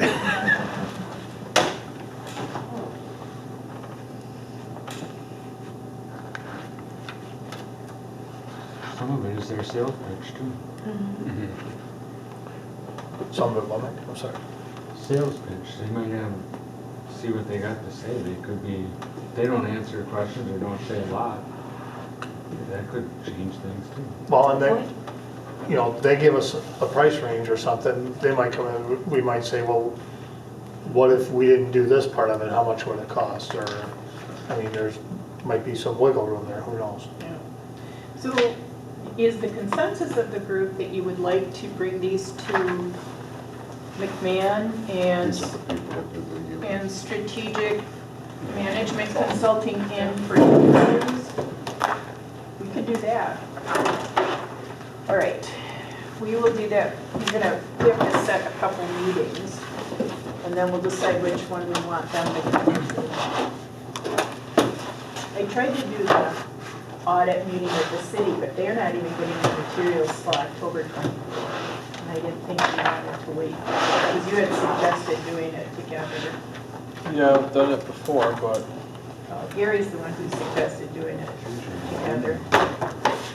Okay, so new business, we have to set the budget meeting and we have to give notice 15 days prior to, and 15 days from today would be October 19th. So, Can we take a step back for a second? Are you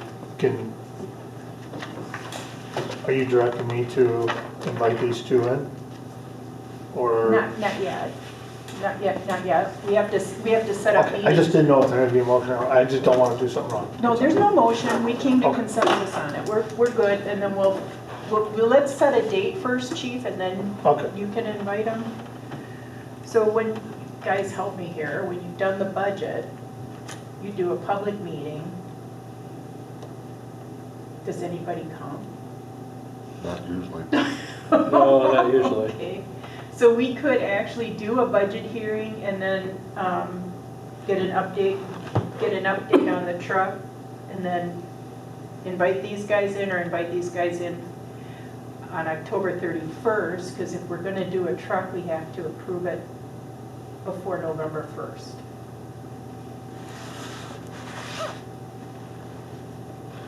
Yeah, a lot of times for the budget thing, we just have it before our regular meeting, you know. Oh, you do, Yeah, so, we just like call it for 6:45 or 6:30 and then, oh, okay, and then we have our meeting at 7. okay. Then who posts, does Karen then post it for the city? They posted up there on I think The so. agenda's posted on our city website. No, I That's what meant the you're- call for that, you have to post, there's a certain responsibility in posting for a budget meeting, and it's not a week before. I think you have to post 15 days before. Problem is, do we need to have the budget that they can look at when we post? Yeah. So we could do a special meeting maybe on mid-month to get caught up on their specs and then finish the budget. Because the budget should be easy. Because we're just short on revenue, and if we do a brief increase in levy and pull some out of like 50-50 out of the 400,000, we're good.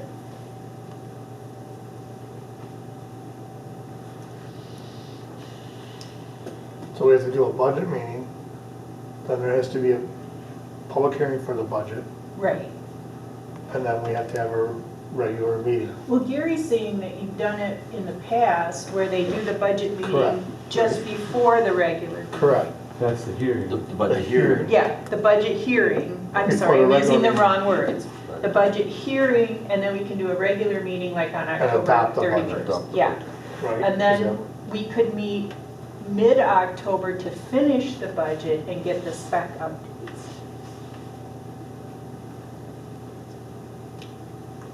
Whatever you guys want to do. Does Does that make sense? Yeah. Okay, Less meetings, the better. all right. So are we looking at our calendar right now? Is that what we're Yeah, doing? we're looking at our calendar right now, and then I think the chief has one other budget, one other item on the agenda. So would the week of October 17th work for you two to have specs ready?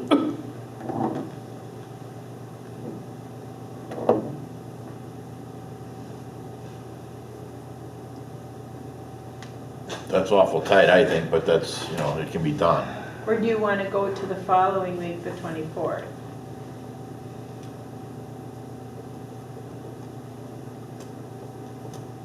That week is better for me too. I mean, Well, Monday is city council for us.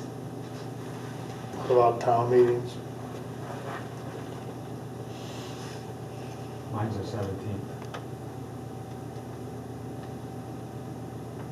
What's this, your town meeting. But So how 15 many days meetings is do we tonight. need to have between now and the end of the month? No, the end of the month. To the month of October. To the month of October. And then Because we're you not need- gonna have one in November? Right, because you need to have, if we put it by the truck, you need to have it in before Yeah, November 1st, right? yeah. So you can meet on a Friday, in which I won't be here. No, I don't Or you wanna can do meet that. on a Monday, which is the 31st. That's Halloween. Yeah, I would be okay the 25th or somewhere in there, the 25th or 26th. And then for meet giving us, again on the 31st as our second meeting? yeah, because we have to approve a budget and we have to do the specs. Okay. Okay, so what time do you all want to meet on the 25th? Do those dates work for everybody? I mean, I'm a little flexible, so you guys, Why don't we say 7 PM, like normal? Well, we gotta do the budget first. That is the budget. No, we're just approving the budget on the 25th. Budget So hearing would that is be the Yeah, but I'm next. saying we should add Would 30 that be minutes, right? considered a budget workshop? No, that meeting's the next meeting. I'm just saying, last time we did it 30 minutes early. So a regular fire meeting started at 7, so we started budget public hearing. But that's the next meeting. That's not this meeting, the 25th. The Oh, I'm 25th sorry. is to finish the budget. usually we do a budget meeting, and that budget is what Mike's talking about, a budget workshop, that we just go through the budget, and we say, okay, yes, yes, yes, yes. And we say, okay, now we're gonna have our budget, the public hearing at, correct me if I'm wrong, right? Correct me if I'm wrong. Then we say, okay, our next meeting on the 31st, we're going to have the public hearing for the budget, and we're Yeah. holding our regular meeting to adopt the Yeah. budget. Yep, So the budget workshop is usually before the, Yep. that's how we've done it in yep, the past. yep, that's what I'm saying with the wrong words. Okay, so, okay, To the 25th, and then The the public 25th, hearing and would then be the in public November. hearing is on the 31st. with the meeting to follow after, and on that meeting agenda would be to adopt the budget, and the truck. Yep, and She then, said we needed 15 days from when we assign the budget for the public hearing. no, We have to give notice. we have to give notice 15 days. That's why if we set So you it don't need on, to have the budget and then public notice for 15 days and then the hearing? no, Oh, all no. right, I'm sorry, I was No, misunderstanding. that's okay, because I was saying the soonest we could meet was October 19th, Okay. if we posted for the budget tomorrow. Okay, I get it.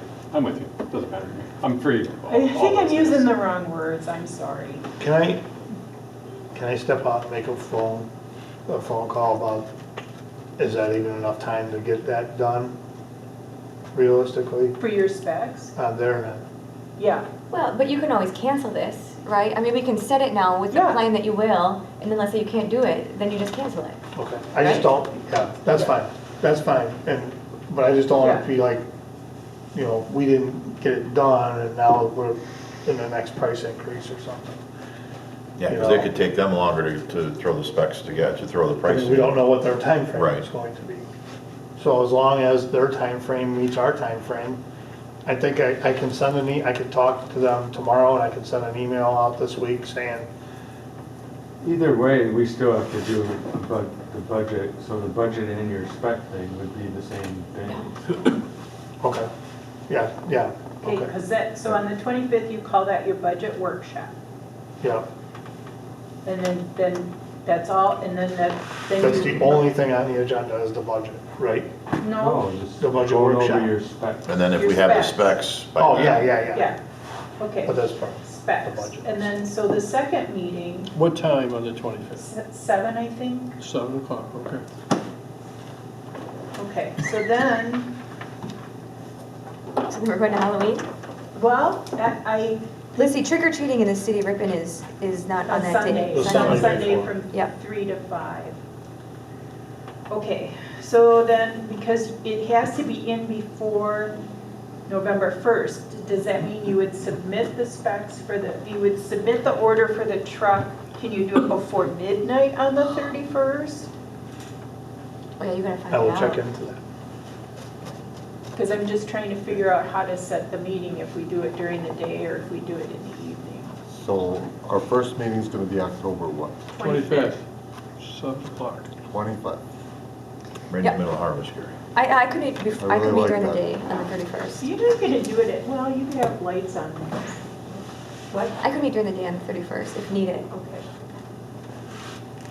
I guess we could do we have the capacity, I could be here in person, but if someone needed to, could they call it, could they do Zoom? I think we could have one, I don't know, can we do Zoom here? If you do it in the evening on the 31st, I can't be here, I would have to call in. Well, I only Most have one likely. phone.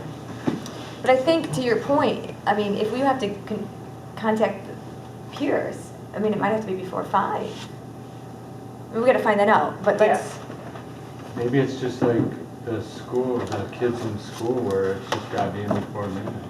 That's what I'm wondering. Everything's electronic nowadays. what should we say 2? Should we say noon or 7? I don't know. And you'll let us know when you talk to peers? Yes, But that's gonna also be our budget hearing? Oh, I see. Is that what you call it? Budget hearing? Yes. And that's public input, which budget public hearing. we've never Public hearing, had. Budget or something. So is Instead that, of getting nobody, we might get nobody. is that an issue to have it at noon, for example, for the public? That's okay, As long as there's a 15-day notice. right? So then you just do the budget hearing and then you adjourn that and then we'd go into another meeting to approve the budget. Yes. Yeah. And we'd always have the budget hearing before our monthly meeting. Okay. Earlier, we'd have it like at 6, and we're meeting at 7 Okay. or quarter to We 7. we always gave it, I believe it was half hour, 15 minutes? Yeah, Half hour. we never used a half hour, usually about 5 minutes. Should have made it 5 to 7. And then on that agenda, we can, do we want to invite those Yes. people on the 31st? Oh my. Or do we want to do that on the 25th? 25th. I think the 25th, isn't that, it feels funny to invite others, and we don't even know if it'll be noon or 7 or on the Halloween. It just feels like a strange invite for outside folks, doesn't it? Well, it might work better for them during the day if it was daytime on the 31st versus, point. you know, if they're, Good point. Yeah, but who can be here on the 31st? Who can be here during the day? Everybody works. I don't. I could be there here on the 31st. You work, Well, yeah. But I'm a slave to politics. you don't really work. I'm just kidding. You just- No, you said that budget was yes, yes, yes. No, that budget's gonna be no, no. Unless he's close enough to kick you. Mike, can you make a meeting during the day? No? No, okay. All right. Should we do the RFP people on October 25th? Yes. Okay, Let's get this stuff out of the way. yeah. I do have a board meeting from 5 to 6 on that day, but if you want to kick back that time to like 6:30 or something, I think we said 7. On the We're gonna do 25th? 7 o'clock. okay. But if you had to kick it back, I'd be fine with that. Okay. Okay, so then on the 31st, let's just put it in at 7 until we've got a couple days, because it would be the budget hearing, we have to give 15 days notice, so we'd have to do that like on the 15th, so we still have some time. Can you make sure that the chief finds out what the deadline is for the price? I think he's actually trying right now. Got Well, it. you know, if we did the budget hearing on the 25th, we could be done with that. Then we Nobody's need to gonna do a come. workshop. We need to do a workshop. You want to do the workshop? Oh, we're doing the workshop on the Yeah. 25th? Gotcha. Because it's it's almost done, it's real close.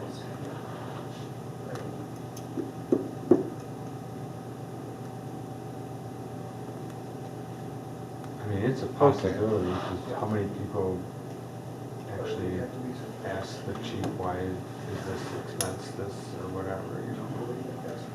What's that? Nobody really asks, the chief puts in his budget, what he's gonna be, whether he's going up or down with the part of the budget. How many of us ever say, we don't think you should not do that, you know? No. We haven't. We've had to trim it a couple times because it went like, I think the town of Ripon that one year was like 7 or 6. So we had to bring it back down to 5, so we didn't have to have another. Yeah, I remember. So we that. didn't have to have it. So you didn't have to have one, yeah. But I think the budget's real close to being finished. I just think we have to agree on the levy amount and then what the stopgap amount would be. Is the levy set by the state, or no? Is the levy set by the state? No, the levy is set by us. You can only go up 5%, but we don't need to do that. Partially because if there's levy sitting in that $468,000, you don't want to keep asking for a lot more levy. But it's not, but you don't, I don't think we're going to ask for 0. Okay, so the truck, the vehicle spec, the engine spec would have to be submitted on the 31st. Okay. By- By what? Before the end of the 31st. By midnight, before 11:59? Yes. Okay.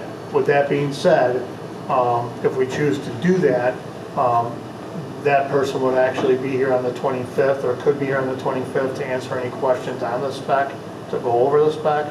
And then that person could be here on the 31st if there were any other questions, and then that person would then submit the spec that night.